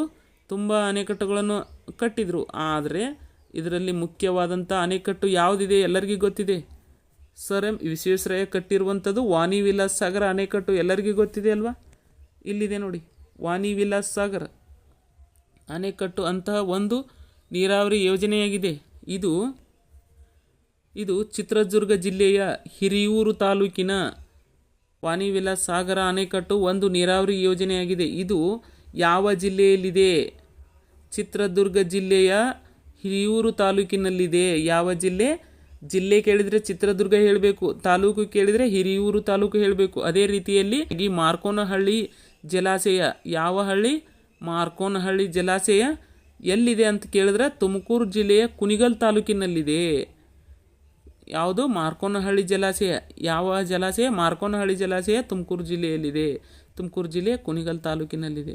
ಇದು ಗೊತ್ತಿರಬೇಕು ನೋಡಿ, ತುಂಬ ಸಲ ಕೇಳಿದಂಥ ಕ್ವಶನ್ಗಳಿದು. ನೆಕ್ಸ್ಟ್, ಪರಿಸರ ಮಾಲಿನ್ಯ, ಅರಣ್ಯನಾಶ, ಅತಿಯಾದ ನಗರೀಕರಣ ಮುಂತಾದ ಕಾರಣಗಳಿಂದ ನಮ್ಮ ಅನೇಕ ನದಿಗಳು ಬತ್ತಿ ಹೋಗಿವೆ. ಉದಾಹರಣೆ, ಬೆಂಗಳೂರು ನಗರ ಜಿಲ್ಲೆಯ ಅನೇಕ ನದಿಗಳು ಏನಾಗಿದ್ದಾವೆ? ವಿನಾಶದ ಅಂಚನ್ನು ತಲುಪಿವೆ. ಅನೇಕ ಕೆರೆಗಳು ಭೂ ಪರಿವರ್ತನೆಗಳಿಂದ ನಾಶವಾಗಿವೆ. ಇದರಿಂದಾಗಿ ನೀರಿನ ತೀವ್ರ ಅಭಾವ ಉಂಟಾಗುತ್ತಿದೆ. ಕೇರಳ ಜಲಮೂಲಗಳ ಮತ್ತು ಅಂತರ್ಜಲದ ರಕ್ಷಣೆಗೆ ನಾವೆಲ್ಲರೂ ಗಮನ ನೀಡುವ ಅಗತ್ಯವಿದೆ ಅಲ್ವಾ? ನೆಕ್ಸ್ಟ್ ಏನಿದೆ? ಈ ವಿಭಾಗದಲ್ಲಿ ಅನೇಕ ಖನಿಜ ನಿಕ್ಷೇಪಗಳಿವೆ. ಇಡೀ ದೇಶದಲ್ಲಿ ಸಮೃದ್ಧವಾದ ಚಿನ್ನದ ಗಣಿಗಳು ಕರ್ನಾಟಕ ರಾಜ್ಯದಲ್ಲಿದ್ದು ಕೋಲಾರ ಚಿನ್ನದ ಗಣಿ ಪ್ರಸಿದ್ಧವಾಗಿತ್ತು. ಕೋಲಾರದಲ್ಲಿ ಚಿನ್ನದ ಗಣಿ ಏನಾಗಿತ್ತು? ಪ್ರಸಿದ್ಧವಾಗಿತ್ತು. ಆದರೆ ಅಲ್ಲಿನ ಚಿನ್ನದ ಅದಿರು ಮುಗಿದು ಹೋಗಿದೆ. ಈಗ ಅಲ್ಲಿ ಚಿನ್ನದ ಗಣಿ ಇಲ್ಲ. ಚಿತ್ರದುರ್ಗ ಮತ್ತು ತುಮಕೂರು ಜಿಲ್ಲೆಗಳಲ್ಲಿ ಕಬ್ಬಿಣದ ಅದಿರಿನ ನಿಕ್ಷೇಪಗಳಿವೆ. ಎಲ್ಲಿ? ಚಿತ್ರದುರ್ಗ ಮತ್ತು ತುಮಕೂರಿನಲ್ಲಿ ಏನಾಗಿದೆ? ಕಬ್ಬಿನ ಅದಿರಿನ ನಿಕ್ಷೇಪಗಳಿವೆ. ಮತ್ತು ಚಿತ್ರದುರ್ಗದಲ್ಲಿ ತಾಮ್ರದ ಗಣಿಗಳಿವೆ. ಚಿತ್ರದುರ್ಗದಲ್ಲಿ ಕಬ್ಬಿನದು ಅಷ್ಟೇ ಅಲ್ಲದೆ ತಾಮ್ರದ ಗಣಿಗಳು ಕೂಡ ಇದ್ದಾವೆ. ಇನ್ನು ಅರಣ್ಯಗಳು, ವನ್ಯಪ್ರಾಣಿಗಳು, ರಾಷ್ಟ್ರೀಯ ಉದ್ಯಾನಗಳು. ಇಲ್ಲಿ ಬೆಂಗಳೂರು ವಿಭಾಗದ ಶಿವಮೊಗ್ಗ ಜಿಲ್ಲೆಯಲ್ಲಿ ದಟ್ಟ ಅರಣ್ಯವಿದೆ. ಬೆಂಗಳೂರು ನಗರ ಜಿಲ್ಲೆಯಲ್ಲಿ ಅರಣ್ಯ ಪ್ರದೇಶದ ವಿಸ್ತೀರ್ಣ ಕಡಿಮೆ ಇದ್ದು, ಅರಣ್ಯ ಪ್ರದೇಶ ವಿಸ್ತೀರ್ಣ ಇಲ್ಲಿ ಬೆಂಗಳೂರಿಗೆ ಅತಿ ಕಡಿಮೆ ಇದೆ. ಯಾಕಂತಂದರೆ ಇಲ್ಲಿ ಜಾಸ್ತಿ ಎಲ್ಲ ಫ್ಯಾಕ್ಟ್ರಿಗಳಾಗ್ತಾ ಇದ್ದಾವೆ, ಜನಸಂಖ್ಯೆ ಜಾಸ್ತಿ ಆಗ್ತಾ ಇದೆ, ಅದಕ್ಕಾಗಿ ವಿಸ್ತೀರ್ಣ ಕಡಿಮೆ ಇದೆ. ಈ ವಿಭಾಗದ ಜಿಲ್ಲೆಗಳಲ್ಲಿ ನಿತ್ಯ ಹರಿದ್ವರ್ಣ ಅರಣ್ಯದಿಂದ ಎಲೆ ಉದುರುವ ಅರಣ್ಯಗಳವರೆಗೆ ವಿವಿಧ ಬಗೆಯ ಅರಣ್ಯಗಳಿವೆ. ನಿತ್ಯ ಹರಿದ್ವರ್ಣ ಅರಣ್ಯಗಳು ಎಲ್ಲಿದ್ದಾವೆ ಅಂದರೆ ನಿತ್ಯ ಹರಿದ್ವರ್ಣ ಅರಣ್ಯದಿಂದ ಎಲೆ ಉದುರುವ ಅರಣ್ಯಗಳವರೆಗೆ ವಿವಿಧ ಬಗೆಯ ಅರಣ್ಯಗಳು ಎಲ್ಲಿದ್ದಾವೆ ಅಂದರೆ ಬೆಂಗಳೂರು ವಿಭಾಗದಲ್ಲಿದ್ದಾವೆ ಅಂತ ಹೇಳಬೇಕು. ಸಹ್ಯಾದ್ರಿ ಪರ್ವತ ಶ್ರೇಣಿಯು ಶಿವಮೊಗ್ಗ ಜಿಲ್ಲೆಯ ಗಡಿ ಭಾಗದಲ್ಲಿ ಹಾದು ಹೋಗುತ್ತದೆ. ಸಹ್ಯಾದ್ರಿ ಪರ್ವತ ಶ್ರೇಣಿಯು ಶಿವಮೊಗ್ಗ ಜಿಲ್ಲೆಯ ಗಡಿ ಭಾಗದಲ್ಲಿ ಹಾದು ಹೋಗುತ್ತದೆ. ಬಿದಿರು, ಆಲದ ಮರಗಳು, ಹುಣಸೆ ಮರಗಳು, ಶ್ರೀಗಂಧ, ದಂಡಿಗ, ತೇಗ, ಜಾಲಿ, ಮಾವಿನ ಮರಗಳು, ಬೇವಿನ ಮರಗಳು ಮುಂತಾದವು ಇಲ್ಲಿನ ಅರಣ್ಯಗಳಲ್ಲಿ ಬೆಳೆಯುತ್ತವೆ. ಕಿರು ಅರಣ್ಯ ಉತ್ಪನ್ನಗಳು ಅನೇಕರಿಗೆ ವರಮಾನದ ಮೂಲಗಳಾಗಿವೆ. ಈ ವಿಭಾಗದಲ್ಲಿರುವ ಅತಿ ಎತ್ತರದ ಬೆಟ್ಟವೆಂದರೆ ಚಿತ್ರದುರ್ಗ ಜಿಲ್ಲೆಯಲ್ಲಿರುವ ಹಾಲುರಾಮೇಶ್ವರ ಬೆಟ್ಟ, ಹಾಲುರಾಮೇಶ್ವರ ಗುಡ್ಡ. ಹಾಲುರಾಮೇಶ್ವರ ಗುಡ್ಡ. ಇತರೆ ಪ್ರಸಿದ್ಧ ಗುಡ್ಡಗಳೆಂದರೆ ಕವಲೇದುರ್ಗ, ಚಂದ್ರಗುತ್ತಿ, ಕೊಡಚಾತ್ರಿ, ನಂದಿದುರ್ಗ. ಆದರೆ ಇಲ್ಲಿ ಚಿತ್ರದುರ್ಗ ಜಿಲ್ಲೆಯಲ್ಲಿರುವ ಹಾಲುರಾಮೇಶ್ವರ ಗುಡ್ಡ ಅತ್ಯಂತ ಪ್ರಮುಖವಾದಂಥ ಗುಡ್ಡ. ಈ ವಿಭಾಗದಲ್ಲಿ ಅನೇಕ ವಿವಿಧ ಪ್ರಾಣಿಗಳಿವೆ. ಕಾಡು ಬೆಕ್ಕು, ಹುಲಿ, ಚಿರತೆ, ಕಾಡೆಮ್ಮೆ, ಕಾಡು ಹಂದಿ, ಜಿಂಕೆಗಳು, ಕರಡಿ, ತೋಳ ಮುಂತಾದವು ಅರಣ್ಯ ರಕ್ಷಣೆಗಾಗಿ ಮತ್ತು ವನ್ಯಪ್ರಾಣಿಗಳ ಘೋಷಣೆಗಾಗಿ ಅನೇಕ ಅರಣ್ಯಗಳು ಏನಾಗಿದ್ದಾವೆ, ಇಲ್ಲಿ ಇದ್ದಾವೆ. ಇವುಗಳನ್ನು ಏನು ಮಾಡಿದ್ದಾರೆ, ಅರಣ್ಯ ಇಲ್ಲಿ ರಕ್ಷಣೆಗಾಗಿ ಮತ್ತು ಪ್ರಾಣಿಗಳ ಪೋಷಣೆಗಾಗಿ ಏನು ಮಾಡಿದ್ದಾರೆ, ಅರಣ್ಯಧಾಮಗಳನ್ನು, ವನ್ಯಜೀವಿ ಧಾಮಗಳನ್ನು, ರಾಷ್ಟ್ರೀಯ ಉದ್ಯಾನವನಗಳನ್ನು ಸ್ಥಾಪಿಸಲಾಗಿದೆ. ಯಾವಂತ ನೋಡಬೇಕು ನೋಡಿ, ತುಂಬ ಉಪಯುಕ್ತ ಆದಂಥವು ಇದ್ದಾವೆ. ಇಲ್ಲಿ ಕೊಟ್ಟೇ ಬಿಟ್ಟಿದ್ದಾರೆ ನೋಡಿ. ಹೆಂಗೆ ಕೊಟ್ಟಿದ್ದಾರೆ ಅಂತಂದರೆ ಇದನ್ನು ಕೂಡ ನೆನಪಿಟ್ಕೊಳ್ಳೋದು ತುಂಬ ಕಷ್ಟ. ಹಾಗಾಗಿ ನಿಮ್ಮದೇ ಆದಂಥ ಒಂದು ವರ್ಡನ್ನು ನೆನಪಿಟ್ಕೋಬೇಕು. ಅಲ್ಲಿ ನಾನು ನದಿ ಹೇಳಿದ್ದೆ, ಅಲ್ಲಿ ಕೂಡ ನಾನು ಹೇಳಬೇಕಾಗಿತ್ತು, ಮರೆತು ಬಂದಿದ್ದೀನಿ. ನದಿಗಳು ಇದ್ದಾವೆಲ್ಲ, ಆ ನದಿಗಳನ್ನು ನಾವು ಒಂದು ಶರಾವತಿ ನದಿಯನ್ನು ಬಿಟ್ಟು ಉಳಿದಂಥ ನದಿಗಳನ್ನು ನಾವು ಒಂದು ಕೋಡ್ ಮಾಡಿ ನೆನಪಿಟ್ಕೋಬೇಕು ನೋಡಿ. ಅವುಗಳನ್ನು ಶರಾವತಿನೂ ಕೂಡ ಹಿಡ್ಕೋಬೇಕು, ಬಟ್ ಆದರೆ ನಮಗೆ ಶರಾವತಿ ನದಿ ಪೂರ್ವಕ್ಕೆ ಹರಿಯೋದಿಲ್ಲ, ಪಶ್ಚಿಮಕ್ಕೆ ಹರಿತಾ ಇದೆ. ಹಾಗಾಗಿ ನಾವು ಇಲ್ಲಿ ಬೆಂಗಳೂರು ಗ್ರಾಮಾಂತರದಲ್ಲಿ ಎಲ್ಲ ಬೆಂಗಳೂರು ಘಟ್ಟಗಳಲ್ಲಿ, ಪಶ್ಚಿಮ ಘಟ್ಟಗಳಲ್ಲಿ ಹುಟ್ಟುವಂಥ ನದಿಗಳು ಯಾವುವು ಅಂತ ಹೇಳಿದರೆ ಅಲ್ಲಿ ಹೇಳಲಿಕ್ಕೆ ಬರಬೇಕು ನಾವು. ಹಾಗಾಗಿ ಅಲ್ಲಿ ನಾವು ಯಾವ ಥರ ಕೋಡ್ ವರ್ಡ್ ಮಾಡಬೇಕು ಅಂತಂದರೆ, ಆಲ್ರೆಡಿ ನಿಮಗೆ ಗೊತ್ತಿರುವಂಥ ಕೋಡ್ ವರ್ಡನ್ನು ನೀವೇ ಮಾಡ್ಕೋಬೇಕು. ನಿಮ್ಮ ಮನೆಯಲ್ಲಿರುವಂಥ ಒಂದು ವಸ್ತುವಿನ ಹೆಸರಾಗಿರ್ಬೋದು, ಅಥವಾ ಒಂದು ಮನುಷ್ಯನ ಹೆಸರಾಗಿರ್ಬೋದು, ಅಥವಾ ಒಂದು ಏನೋ ನಿಮ್ಮ ಕಣ್ಣಿಗೆ ಕಾಣೋದಂಥ ಒಂದು ವಿಚಾರವನ್ನು ಹೊಳಿಸ್ಕೊಂಡು ನೀವು ಹಿಂದೆ ಮುಂದೆ ಮಾಡಿಬಿಟ್ಟು ಒಂದು ಹೆಸರನ್ನು ಕೊಟ್ಬಿಟ್ಟು ನೀವೇನು ಮಾಡ್ಕೊಳ್ಳಿ, ಅದನ್ನು ನೆನಪಿಟ್ಕೊಳ್ಳೋ ವ್ಯವಸ್ಥೆಯನ್ನು ಮಾಡ್ಕೊಳ್ಳಿ. ನಾನು ಅಲ್ಲಿ ಹೇಳಬೇಕಾಗಿತ್ತು, ಹೇಳಿಲ್ಲ. ಹಾಗಾಗಿ ಇಲ್ಲಿ ಕೂಡ ಅದೇ ಮಾಡ್ಕೊಳ್ಳಿ. ನೀವು ಎಲ್ಲನೂ ನಾನೇ ಹೇಳಿ ಅಂದರೆ ನಾನೇ ಹೇಳೋಕ್ಕಾಗೋದಿಲ್ಲ, ಕೆಲವೊಂದಿಷ್ಟು ಅಷ್ಟೇ ಹೇಳೋಕ್ಕಾಗತ್ತೆ. ಎಲ್ಲನೂ ನೀವು ಬೇಕಾದಾಗೆ ಮಾಡ್ಕೊಳ್ಳಿಕ್ಕೆ ಆಗ್ತದೆ ನೋಡಿ. ಇಲ್ಲಿ ಜೋಗಿಮಟ್ಟಿ ವನ್ಯಜೀವಿಧಾಮ ಏನು ಚಿತ್ರದುರ್ಗದಲ್ಲಿದೆ. ಇದು ಕೇಳ್ತಾರೆ ನೋಡಿ, ಈ ಥರನೇ ಕೇಳ್ತಾರೆ. ಒಂದು ಜಿಲ್ಲೆಯರೇ ಕೊಡ್ತಾರೆ ಅಥವಾ ಒಂದು ನಮಗೆ ಧಾಮಗಳನ್ನು ಕೊಡ್ತಾರೆ. ಇದು ಯಾವ ಜಿಲ್ಲೆ ಅಂತ ಕೇಳ್ತಾರೆ, ಅಥವಾ ಈ ಜಿಲ್ಲೆಗಳಲ್ಲಿ ಯಾವ ಧಾಮ ಇದೆ ಅಂತ ಹೊಂದಿಸಿ ಬರೆಯಲ್ಲಿ ಪ್ರಶ್ನೆಗಳು ತುಂಬ ಸಲ ಬರ್ತವೆ. ಆಗ ನಮಗೆ ಇವು ನೆನಪಿರಲೇಬೇಕು ನೋಡಿ. ಬನ್ನೇರುಘಟ್ಟ ಬೆಂಗಳೂರು, ಭದ್ರಾ ಶಿವಮೊಗ್ಗ, ಶರಾವತಿ ಅದು ಶಿವಮೊಗ್ಗ, ಶರಹಟ್ಟಿ ಅದು ಶಿವಮೊಗ್ಗ, ಗುಡವಿ ಪಕ್ಷಿಧಾಮ ನೋಡಿ ಇದನ್ನು ಕೂಡ ಶಿವಮೊಗ್ಗ, ಮಂಡ್ಯಗದ್ದೆ ಇದು ಶಿವಮೊಗ್ಗ, ಕಗ್ಗಡಲು ಇದು ತುಮಕೂರು, ದೇವರ ಬೆಟ್ಟ ರಣಹದ್ದು ನೋಡಿ. ರಾಮದೇವರ ಬೆಟ್ಟದಲ್ಲಿ ಯಾವ ಧಾಮ ಇದೆ ಅಂತಂದರೆ ರಣಹದ್ದು ನೋಡಿ. ಇದು ಅಂತೂ ಯಾರಿಗೆ ಗೊತ್ತೇ ಇಲ್ಲ. ರಣಹದ್ದು ರಾಮನಗರದಲ್ಲಿದೆ. ಜಯಮಂಗಲಿ ಕೃಷ್ಣಮೃಗ ಇದು ಒಂದು ಹೊಸದು. ಕೃಷ್ಣಮೃಗ ಹೊಸದಂದರೆ ಮೊದಲಿತ್ತು, ಬಟ್ ನಮಗೆ ಗೊತ್ತಿಲ್ಲ, ಹೊಸದು ಅನ್ನಿಸ್ತದೆ. ಕೃಷ್ಣಮೃಗ ಗೊತ್ತಿಲ್ಲ, ರಣಹದ್ದು ಗೊತ್ತಿಲ್ಲ. ಇದು ಜಯಮಂಗಲಿ ಎಂಥ ಹೆಸರು ನೋಡಿ. ಜಯಮಂಗಲಿ ಕೃಷ್ಣಮೃಗ ಧಾಮ ಎಲ್ಲಿದೆ ಅಂದರೆ ತುಮಕೂರದಲ್ಲಿದೆ. ನೆನಪಿಟ್ಕೋಬೇಕು. ರಾಮದೇವರ ಬೆಟ್ಟ ರಣಹದ್ದು ಸಂರಕ್ಷಣಾ ಧಾಮ ಎಲ್ಲಿದೆ ಅಂದರೆ ರಾಮನಗರದಲ್ಲಿದೆ. ಇದು ಗೊತ್ತಾಗ್ತದೆ. ರಾಮ, ರಣಹದ್ದು ಮತ್ತು ರಾಮನಗರ ಇದು 3 ರದಾಗೆ ಇದೆ. ಇದು ಒಂದು ರೈಟ್ ಹಾಕೊಂಡ್ಬಿಡಿ, ನೆನಪು ಉಳಿತದೆ. ಇದು ಕೃಷ್ಣ ಮೃಗಧಾಮ, ಜಯಮಂಗಲಿ ಕೃಷ್ಣ ಮೃಗಧಾಮ ತುಮಕೂರು. ಇದು ನಮಗೆ ನೆನಪಿಟ್ಟುಕೊಳ್ಳೇಬೇಕು ಏನಾರು ಮಾಡಿ. ಕಗ್ಗಡಲು ಪಕ್ಷಿಧಾಮ ಈ ಥರನೂ ಕೇಳ್ತಾರೆ ನೋಡಿ. ಯಾವ ಥರ ಕೇಳ್ತಾರೆ, ಇದರಲ್ಲಿ ಪಕ್ಷಿಧಾಮ ಯಾವುದು ಅಂತ ಒಂದು ಜಿಲ್ಲೆಗಳನ್ನು ಏನು ಮಾಡ್ತಾರೆ, ಧಾಮಗಳನ್ನು ಕೊಟ್ಟು ಹೆಸರುಗಳನ್ನು ಕೇಳ್ತಾರೆ. ಇದು ಪಕ್ಷಿಧಾಮ ಅಥವಾ ವನ್ಯಜೀವಿ ಧಾಮನ ಅಥವಾ ಸಂರಕ್ಷಣಾ ತಾಣ ಅಂತ ಈ ಥರ ಕೇಳಿಬಿಡ್ತಾರೆ.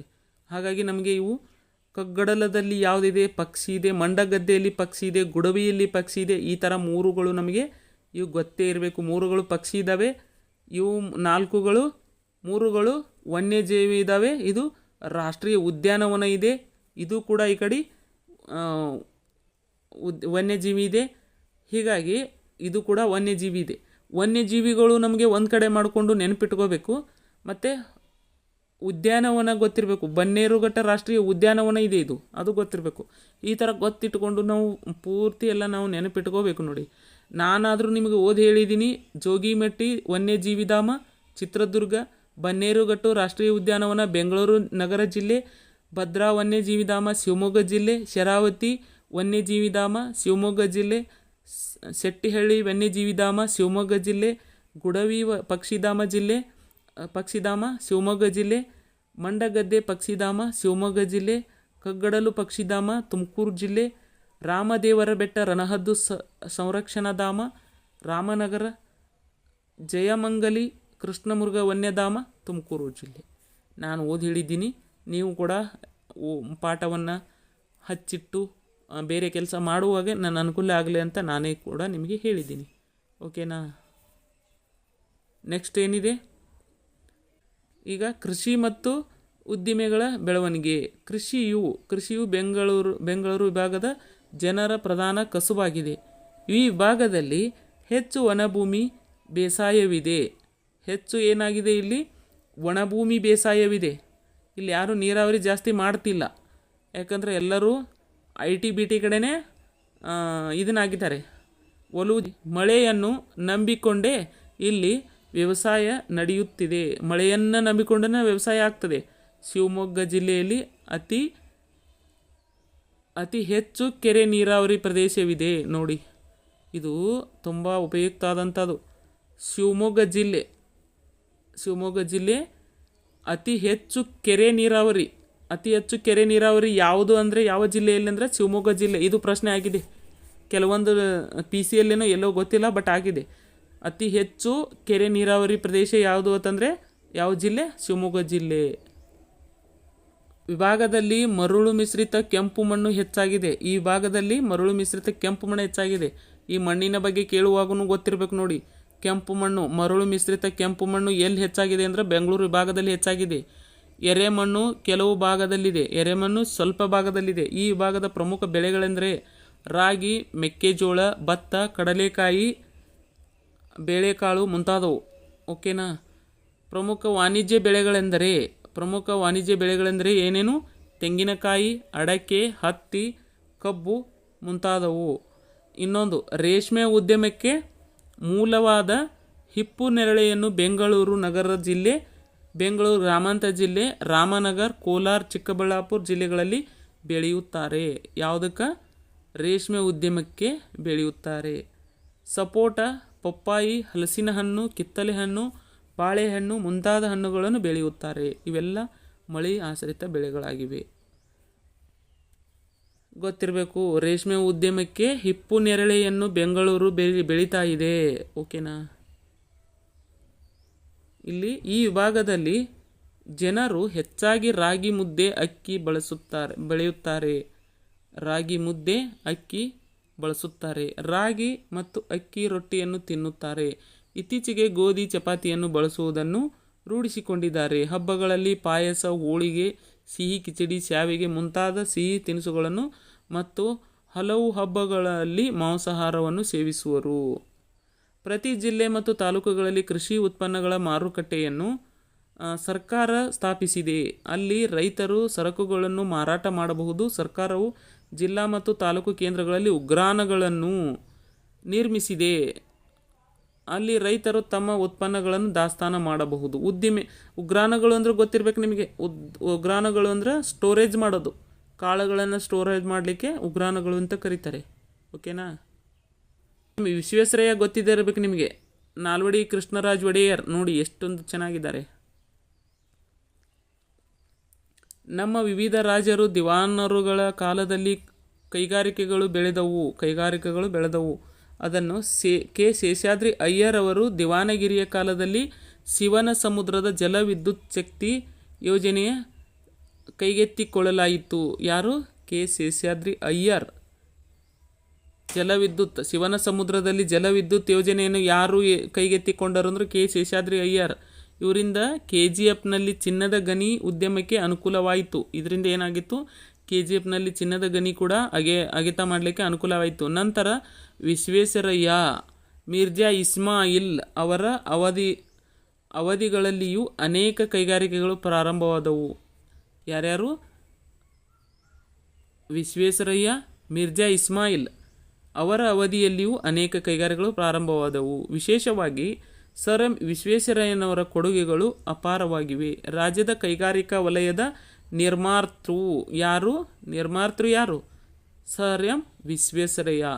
ಕೈಗಾರಿಕಾ ವಲಯದ ನಿರ್ಮಾತೃ ಸರ್ ಎಂ ವಿಶ್ವೇಶ್ವರಯ್ಯ. ನಾಲ್ವಡಿ ಕೃಷ್ಣರಾಜ ಒಡೆಯರ್ ಮುಂದಾಲೋಚನೆಗಳು ಕಾರ್ಯರೂಪಕ್ಕೆ ಇಳಿದವು. ನಾಲ್ವಡಿ ಕೃಷ್ಣರಾಜ ಒಡೆಯರ ಮುಂದಾಲೋಚನೆಗಳು ಕಾರ್ಯರೂಪಕ್ಕೆ ಇಳಿದವು. ಯಾರು ಇಳಿಸಿದ್ರು ಅಂದರೆ ಸರ್ ಎಂ ವಿಶ್ವೇಶ್ವರಯ್ಯ. ಬೆಂಗಳೂರು ರಾಷ್ಟ್ರದಲ್ಲಿಯೇ ಪ್ರಮುಖ ಕೈಗಾರಿಕಾ ಕೇಂದ್ರವಾಗಿದೆ. ಬೆಂಗಳೂರು ಏನಾಗಿದೆ? ರಾಷ್ಟ್ರೀಯ ಪ್ರಮುಖ ಕೈಗಾರಿಕಾ ಕೇಂದ್ರವಾಗಿದೆ. ಶಿವಮೊಗ್ಗ ಜಿಲ್ಲೆಯ ಭದ್ರಾವತಿಯಲ್ಲಿ ಕಬ್ಬಿಣ ಮತ್ತು ಉಕ್ಕು ಕಾರ್ಖಾನೆ ಇದೆ. ಎಲ್ಲಿ? ಭದ್ರಾವತಿಯಲ್ಲಿ ಈಗಾದರೂ ಪ್ರಶ್ನೆ ಬೀಳುತ್ತದೆ ನೋಡಿ.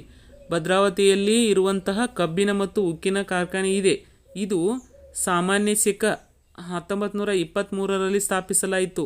ಪ್ರಶ್ನೆ ಕೇಳ್ತಾರೆ ನೋಡಿ, ಭದ್ರಾವತಿಯಲ್ಲಿ ಕಬ್ಬಿಣ ಮತ್ತು ಉಕ್ಕು ಕಾರ್ಖಾನೆ ಯಾವ ಸಮಯದಲ್ಲಿ ಸ್ಥಾಪನೆಯಾಯಿತು?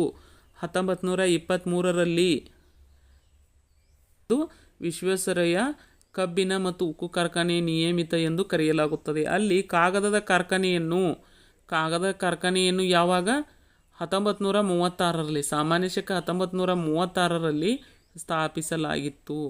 ರಾಜ್ಯದ ಮೊದಲ ಸಿಮೆಂಟ್ ಕಾರ್ಖಾನೆಯು ಭದ್ರಾವತಿಯಲ್ಲಿ ಸ್ಥಾಪನೆಗೊಂಡಿತು. ಮೊದಲ ಕಾರ್ಖಾನೆಯಲ್ಲಿ ಭದ್ರಾವತಿಯಲ್ಲಿ ಆಗಿತ್ತು. ತುಮಕೂರು ಜಿಲ್ಲೆಯ ಆಮಸಮುದ್ರದಲ್ಲಿ ಬಿರ್ಲಾ ಕಂಪನಿಯ ಸಿಮೆಂಟ್ ಕಾರ್ಖಾನೆ ಇದೆ. ಚಿಕ್ಕಬಳ್ಳಾಪುರ ಜಿಲ್ಲೆಯ ಗೌರಿಬಿದನೂರು ತಾಲೂಕಿನಲ್ಲಿ ತೊಂಡೇಬಾವಿಯಲ್ಲಿ ACC ಸಿಮೆಂಟ್ ಕಾರ್ಖಾನೆ ಇದೆ.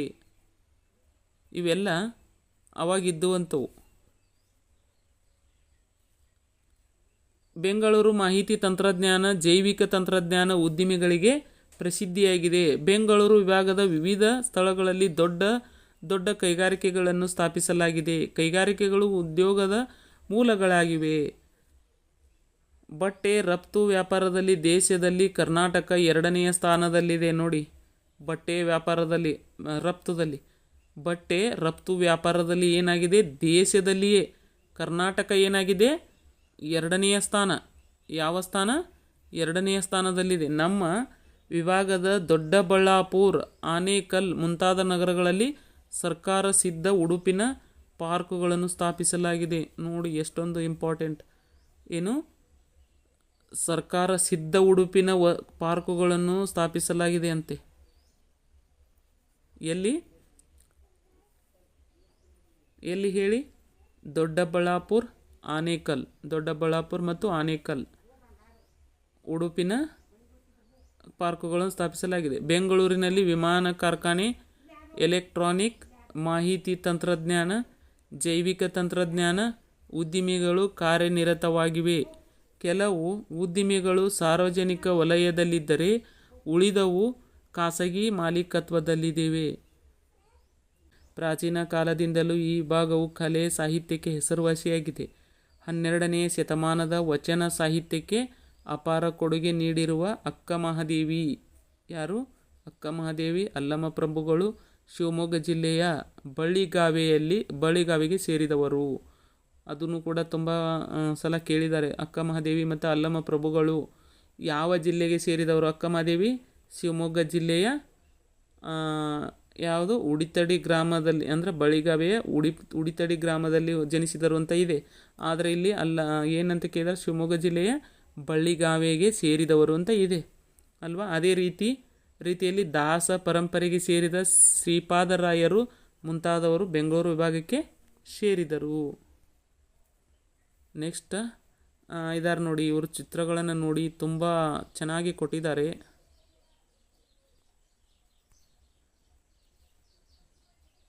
ನೆಕ್ಸ್ಟ್ ನೋಡಿ ಇವ್ರ ಬಗ್ಗೆ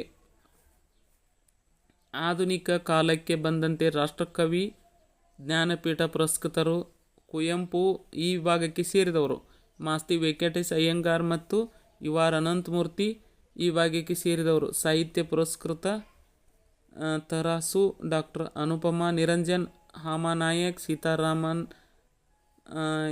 ಬಿ.ಜಿ.ಎಲ್. Swamy, M V. Seetharamaiah, K V. Subbaiah, G. Venkatasubbaiah, G S. Shivarudrappa, Ramachandra, D R. Nagaraj, Siddalingaiah, Nadoja, Doddarangegowda, ಪ್ರತಿಭಾವಂತ ಕುಮಾರ್ ಮುಂತಾದವರು ಕನ್ನಡ ಸಾಹಿತ್ಯವನ್ನು ಶ್ರೀಮಂತಗೊಳಿಸಿದವರು.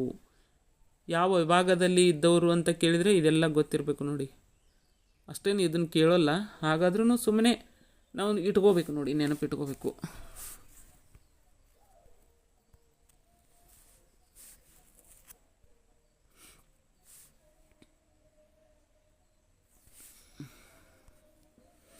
ಸಾಹಿತ್ಯದಷ್ಟೇ ನಾಟಕ ಕ್ಷೇತ್ರದಲ್ಲಿಯೂ ವಿಭಾಗದ ಸಾಧನೆ ಮಹತ್ವದಾಗಿದೆ. ಗುಬ್ಬಿ ವೀರಣ್ಣ ಯಾರು? ಗುಬ್ಬಿ ವೀರಣ್ಣ ಅವರ ಹೆಸರು ಕನ್ನಡ ನಾಟಕ ಇತಿಹಾಸದಲ್ಲಿ ಸ್ಥಿರಸ್ಥಾಯಿಯಾಗಿದೆ. ನಾಟಕ ರತ್ನ, ನಾಟಕ ಸಾರ್ವಭೌಮ ಎಂಬ ಬಿರುದುಗಳು ಅವರಿಗಿದ್ದವು. ಯಾರಿಗಿದ್ದವು? ಗುಬ್ಬಿ ವೀರಣ್ಣಗ ನಾಟಕ ರತ್ನ, ನಾಟಕ ಸಾರ್ವಭೌಮ ಎಂಬ ಬಿರುದುಗಳಿದ್ದವು. ಈ ಕ್ವಶನ್ ಆಗ್ತದೆ ನೋಡಿ. ಗುಬ್ಬಿ ವೀರಣ್ಣರಿಗೆ ಸಂದ ಬಿರುದುಗಳು ಯಾವುವು? ನಾಟಕ ರತ್ನ ಮತ್ತು ನಾಟಕ ಸಾರ್ವಭೌಮ ಇವರ ಬಿರುದುಗಳು ಅವರಿಗಿದ್ದವು. ಇವರು ತುಮಕೂರು ಜಿಲ್ಲೆಯ ಗುಬ್ಬಿಯವರು. ಇವರು ರಂಗಭೂಮಿಯ ಇತಿಹಾಸದಲ್ಲಿ ಗಮನಿಸಬೇಕಾದ ಇನ್ನೊಂದು ಹೆಸರು ಸುಬ್ಬಯ್ಯ ನಾಯ್ಡು ಅಂತ ಕರೀತಾರೆ ನೋಡಿ. ಇವ್ರನ್ನ ಸುಬ್ಬಯ್ಯ ನಾಯ್ಡು ಅಂತ ಕರೀತಾರೆ. ಸುಬ್ಬಯ್ಯ ನಾಯ್ಡು ಅವರದು. ಇವರು ಕನ್ನಡದ ಮೊದಲನೆಯ ವ್ಯಾಕ್ಚಿತ್ರ ಸತಿ ಸುಲೋಚನವನ್ನು ರಚಿಸಿದರು. ಯಾರು? ಸುಬ್ಬಯ್ಯ ನಾಯ್ಡು ಅಲ್ವಾ? ಹಿರಣ್ಣಯ್ಯ ಮತ್ತು ಪುತ್ರ ಮಾಸ್ಟರ್ ಹಿರಣ್ಣಯ್ಯ ಅವರ ರಂಗಭೂಮಿ ಕೊಡುಗೆ ಪ್ರಶಂಸನೀಯ. ನೃತ್ಯ ಲೋಕಕ್ಕೆ ಅಪಾರ ಕಾಣಿಕೆ ನೀಡಿರುವ ಶ್ರೀಮತಿ ಮಾಯಾ ರಾವ್ ಬೆಂಗಳೂರಿನವರು. ಬೆಂಗಳೂರು ಈಗ ಚಲನಚಿತ್ರೋದ್ಯಮದ ಪ್ರಮುಖ ಕೇಂದ್ರವಾಗಿದೆ. ಬೆಂಗಳೂರಿನ ಸಾಹಿತ್ಯದ ಹಬ್ಬವು ಇಲ್ಲಿ ನಡೆಯುತ್ತದೆ. ನಟರಾದ ರಾಜಕುಮಾರ್, ವಿಷ್ಣುವರ್ಧನ್ ಇವರೆಲ್ಲ ಚಿತ್ರ ನಟರು ಇದೇ ವಿಭಾಗದವರು. ಇದೆಲ್ಲ ನಿಮ್ಗೆ ಗೊತ್ತಿರೋಂಥ ವಿಷಯ. ಇಲ್ಲಿ ಬೆಂಗಳೂರು ವಿಭಾಗದ ಪ್ರಸಿದ್ಧ ಜನಪದ ಕಲೆಗಳು ಯಾವ್ಯಾವ ಇದಾವೆ ಅಂದರೆ, ಬೆಂಗಳೂರಿನಲ್ಲಿ ಪ್ರತಿ ವರ್ಷ ನಡೆಯುವ, ಇದು ಕ್ವಶನ್ ಆಗಿದೆ ನೋಡಿ, ಕ್ವಶನ್ ತುಂಬ ಸಲ ಆಗಿದೆ. ಪ್ರತಿ ವರ್ಷ ನಡೆಯುವ ಕರಗ ಉತ್ಸವ ಒಂದು ಜನಪದ ಪ್ರಕಾರವಾಗಿದೆ. ದಕ್ಷಿಣ ಕರ್ನಾಟಕದಲ್ಲಿ ಪ್ರಸಿದ್ಧವಾದ ಸೋಮನ ಕುಣಿತ ಮತ್ತೊಂದು ಏನಾಗಿದೆ? ಜಾನಪದ ಪ್ರದರ್ಶನವಾಗಿದೆ. ಇದರಲ್ಲಿ ವಿಶೇಷವಾಗಿ ಇರುವುದು ಬೆಂಗಳೂರಲ್ಲಿ ನಡೆಯುವಂಥ ಉತ್ಸವ ಯಾವುದು? ಕರಗ ಉತ್ಸವ. ಮತ್ತು ದಕ್ಷಿಣ ಕರ್ನಾಟಕದಲ್ಲಿ ಪ್ರಸಿದ್ಧವಾದ ಕುಣಿತ ಸೋಮನ ಕುಣಿತ. ವಿಭಾಗಕ್ಕೆ ವಿಶೇಷವಾದ ಜಾನಪದ ನಾಟಕ ಕಲೆ, ಮೂಡಲಪಾಯ ಯಕ್ಷಗಾನ. ಇಲ್ಲಿ ಮೂಡಲಪಾಯ ಯಕ್ಷಗಾನ, ಗಾರುಡಿ ಕುಣಿತ, ಡೊಳ್ಳು ಕುಣಿತ, ಕಂಸಾಲೆ ಕುಣಿತ ಮುಂತಾದವು ಜಾನಪದ ಕಲೆಗಳಾಗಿವೆ. ಯಾವ ಕಲೆ ಅಂತ ಕೇಳ್ಬೋದು. ಇಲ್ಲಿ ಏನಂತ ಹೇಳಬೇಕು ನಾವು? ಮೂಡಲಪಾಯ ಯಕ್ಷಗಾನ ಪ್ರಮುಖವಾದದ್ದು ಜಾನಪದ ಕಲೆಗಳಾಗಿವೆ. ಚಿತ್ರಕಲೆಗೆ ಆರ್.ಎಸ್. ನಾಯ್ಡು, ಆರ್.ಎಸ್. ನಾಯ್ಡು, ರುಮಾಲೆ ಚೆನ್ನಬಸಯ್ಯ, ವೆಂಕಟಪ್ಪ ಮುಂತಾದವರು ಕೊಡುಗೆ ಅನನ್ಯ. ಓಕೆನಾ? ಅರ್ಥ ಆಗಿದೆ ಅಂದ್ಕೊಂಡಿದ್ದೀನಿ. ಅರ್ಥ ಆಗಿದೆನಾ ಬಿಟ್ಟಿದ್ದೇನಾ ಮತ್ತೆ ನನಗೆ ಹೇಳಬೇಕು ನೀವು. ನಾನು ಯಾಕಂದರೆ ತುಂಬ ಲೆಂತಿ ಆಗ್ತದೆ, ಹಾಗಾಗಿ ಫಾಸ್ಟಾಗಿ ಹೇಳ್ತಾ ಹೊಂಟಿದ್ದೇನೆ. ಇದು ಪಾಠ ದೊಡ್ಡದಿದೆ, ಹಾಗಾಗಿ ಲೆಂತಿ ಆಗ್ತದೆ ಅಂತ ಅವಸರವಾಗಿ ಹೇಳ್ತಾ ಹೋಗ್ತಾ ಇದ್ದೀನಿ. ಈಗ ಶಿಕ್ಷಣ ಮತ್ತು ಆರೋಗ್ಯ. ಬೆಂಗಳೂರು ವಿಭಾಗ ಕ್ಷೇತ್ರಕ್ಕೆ ಸಂಬಂಧಿಸಿದಂತೆ ಉನ್ನತ ಸಾಧನೆ ಮಾಡಿದೆ. ಭಾರತ ರತ್ನ ಪ್ರಶಸ್ತಿ ಪಡೆದ ಇಬ್ಬರು ಈ ವಿಭಾಗದ ಚಿಕ್ಕಬಳ್ಳಾಪುರ ಜಿಲ್ಲೆಗೆ ಸೇರಿದ್ದಾರೆ. ಅವರಲ್ಲಿ ಒಬ್ಬರು ಸರ್ ಎಂ ವಿಶ್ವೇಶ್ವರಯ್ಯ, ಮತ್ತೊಬ್ಬರು ವಿಜ್ಞಾನಿ ಸಿ.ಎನ್.ಆರ್. ರಾವ್. ನೊಬೆಲ್ ಪ್ರಶಸ್ತಿ ಪಡೆದ ಸಿ.ಎನ್.ಆರ್. ರಾವ್ ಅವರು ಬೆಂಗಳೂರಿನಲ್ಲಿ ಸಂಶೋಧನೆ ಕೇಂದ್ರವನ್ನು ಸ್ಥಾಪಿಸಿದರು. ಎಲ್ಲಿ? ಬೆಂಗಳೂರಿನಲ್ಲಿ. ಆದರೆ ಈ ವಿಭಾಗದಲ್ಲಿ ಇರುವಂಥವರು ಸರ್ ಎಂ ವಿಶ್ವೇಶ್ವರಯ್ಯ ಮತ್ತು ಸಿ.ಆರ್. ರಾವ್. ಇವರು ಎಲ್ಲಿ? ಬೆಂಗಳೂರು ಏನಂದರೆ ಬೆಂಗಳೂರಿಗೆ ವಿಭಾಗಕ್ಕೆ ಸೇರಿದವರು ಅಂತ ತಿಳ್ಕೊಬೇಕು ನೋಡಿ. ಬೆಂಗಳೂರು ಪ್ರಸಿದ್ಧ ಶಿಕ್ಷಣ ಕೇಂದ್ರವಾಗಿದೆ. ಬೆಂಗಳೂರೇನಾಗಿದೆ? ಪ್ರಸಿದ್ಧ ಶಿಕ್ಷಣ ಕೇಂದ್ರವಾಗಿದೆ. ಬೆಂಗಳೂರು ಭಾಗದಲ್ಲಿ ಅನೇಕ ಪ್ರಸಿದ್ಧ ಸಾರ್ವಜನಿಕ ಮತ್ತು ಖಾಸಗಿ ವಿಶ್ವವಿದ್ಯಾಲಯಗಳಿವೆ. ಇದಲ್ಲದೆ ಇಲ್ಲಿ ಕೇಂದ್ರ ಸರ್ಕಾರ ಸಂಶೋಧನಾ ಸಂಸ್ಥೆಗಳು ಮತ್ತು ವೈಜ್ಞಾನಿಕ ಪ್ರಯೋಗಾಲಯಗಳಿವೆ. ಬೆಂಗಳೂರು, ತುಮಕೂರು, ಶಿವಮೊಗ್ಗ, ದಾವಣಗೆರೆಗಳಲ್ಲಿ ವಿಶ್ವವಿದ್ಯಾಲಯಗಳಿವೆ. ಬೆಂಗಳೂರಿನಲ್ಲಿ ಕೃಷಿ ವಿಶ್ವವಿದ್ಯಾಲಯವಿದೆ. ಸ್ವಾತಂತ್ರ್ಯ ಪೂರ್ವದಿಂದಲೂ ಸರ್ಕಾರವು ಪ್ರಾಥಮಿಕ ಶಿಕ್ಷಣಕ್ಕೆ ಪ್ರೋತ್ಸಾಹ ನೀಡುತ್ತಾ ಬಂದಿದೆ. ಅನೇಕ ಧಾರ್ಮಿಕ ಸಂಸ್ಥೆಗಳು ಶಿಕ್ಷಣ ಕ್ಷೇತ್ರದಲ್ಲಿ ಕೆಲಸ ಮಾಡುತ್ತಿವೆ. ಶ್ರೀ ಶಿವಕುಮಾರ ಸ್ವಾಮಿಗಳ ನೇತೃತ್ವದಲ್ಲಿ ಬೆಳೆದ ಸಿದ್ಧಗಂಗಾ ಮಠವು ಸಾವಿರಾರು ಬಡ ವಿದ್ಯಾರ್ಥಿಗಳಿಗೆ ಅಕ್ಷರ ಮತ್ತು ಅನ್ನದಾಸೋಹ ಕಾರ್ಯ ನಡೆಸುತ್ತಿದೆ. ರಾಮನಗರ ಜಿಲ್ಲೆಯಲ್ಲಿ ಜನಿಸಿದ ಶ್ರೀ ಬಾಲಗಂಗಾಧರನಾಥ ಸ್ವಾಮೀಜಿಯವರ ನೇತೃತ್ವದಲ್ಲಿ ಬೆಳೆದ ಆದಿಚುಂಚನಗಿರಿ ಮಠ ಶೈಕ್ಷಣಿಕ ಸೇವೆಯಲ್ಲಿ ಅಪೂರ್ವವಾಗಿದ್ದು ಮೂಲ ಶಿಕ್ಷಣ, ವೃತ್ತಿ ಶಿಕ್ಷಣ, ಕಾಲೇಜು ಶಿಕ್ಷಣ ನಡೆಸುತ್ತದೆ. ಇಲ್ಲಿ ತುಂಬ ಎಲ್ಲ ಶಿಕ್ಷಣಕ್ಕೆ ಉಪಯುಕ್ತ ಆದಂಥ ಮಾಹಿತಿ ಇದ್ದಾವೆ. ಆದರೂ ಕೂಡ ಇದೆಲ್ಲ ನಮಗೆ ಉಪಯೋಗ ಇಲ್ಲ, ಆದ್ರೆ ತಿಳ್ಕೊಂಡು ಬಿಡೋದಷ್ಟೇ. ಮರುಘ ರಾಜೇಂದ್ರ ಮಠ ಮತ್ತು ಸಿರಿಗೆರೆ ತರಳಬಾಳು ಮಠಗಳು ಶೈಕ್ಷಣಿಕ ಸೇವೆ ಗಮನಾರ್ಹ. ಆರೋಗ್ಯಕ್ಕೆ ಸಂಬಂಧಿಸಿದಂತೆಯೂ ಈ ವಿಭಾಗದಲ್ಲಿ ಮಹತ್ವದ ಸಾಧನೆ ಮಾಡಿದ ಸಾಂಕ್ರಾಮಿಕ ರೋಗಗಳು ತಡೆಗಟ್ಟಿವೆ. ಇದು ತುಂಬ ಇದೆ, ಇದೇನು ಅಷ್ಟೊಂದು ಇಂಪಾರ್ಟೆಂಟ್ ಇಲ್ಲ, ಹಾಗಾಗಿ ಸ್ಕಿಪ್ ಮಾಡಿ ಮುಂದೆ ಹೋಗೋದು ಒಳ್ಳೆಯದು. ಈಗ ಸಾಂಸ್ಕೃತಿಕ ಸಂಪತ್ತು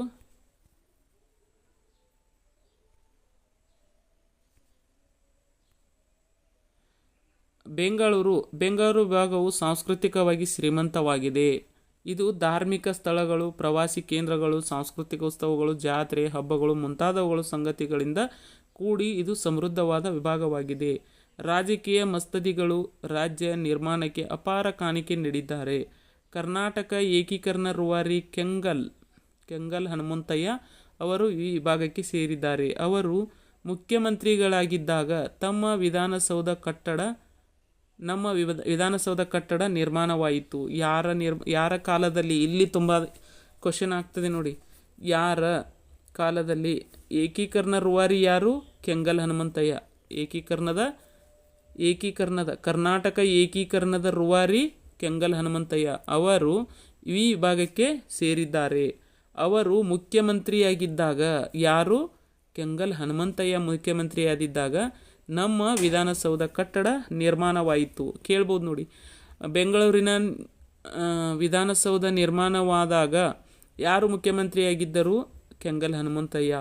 ಅಥವಾ ಕೆಂಗಲ್ ಹನುಮಂತಯ್ಯವರು ಯಾವ ವಿಧಾನಸೌಧವನ್ನು ಕಟ್ಟಿದರು? ಬೆಂಗಳೂರು ವಿಧಾನಸೌಧವನ್ನು ಕಟ್ಟಿದರು. ಈ ಥರ ಕ್ವಶನ್ ಆಗ್ತದೆ.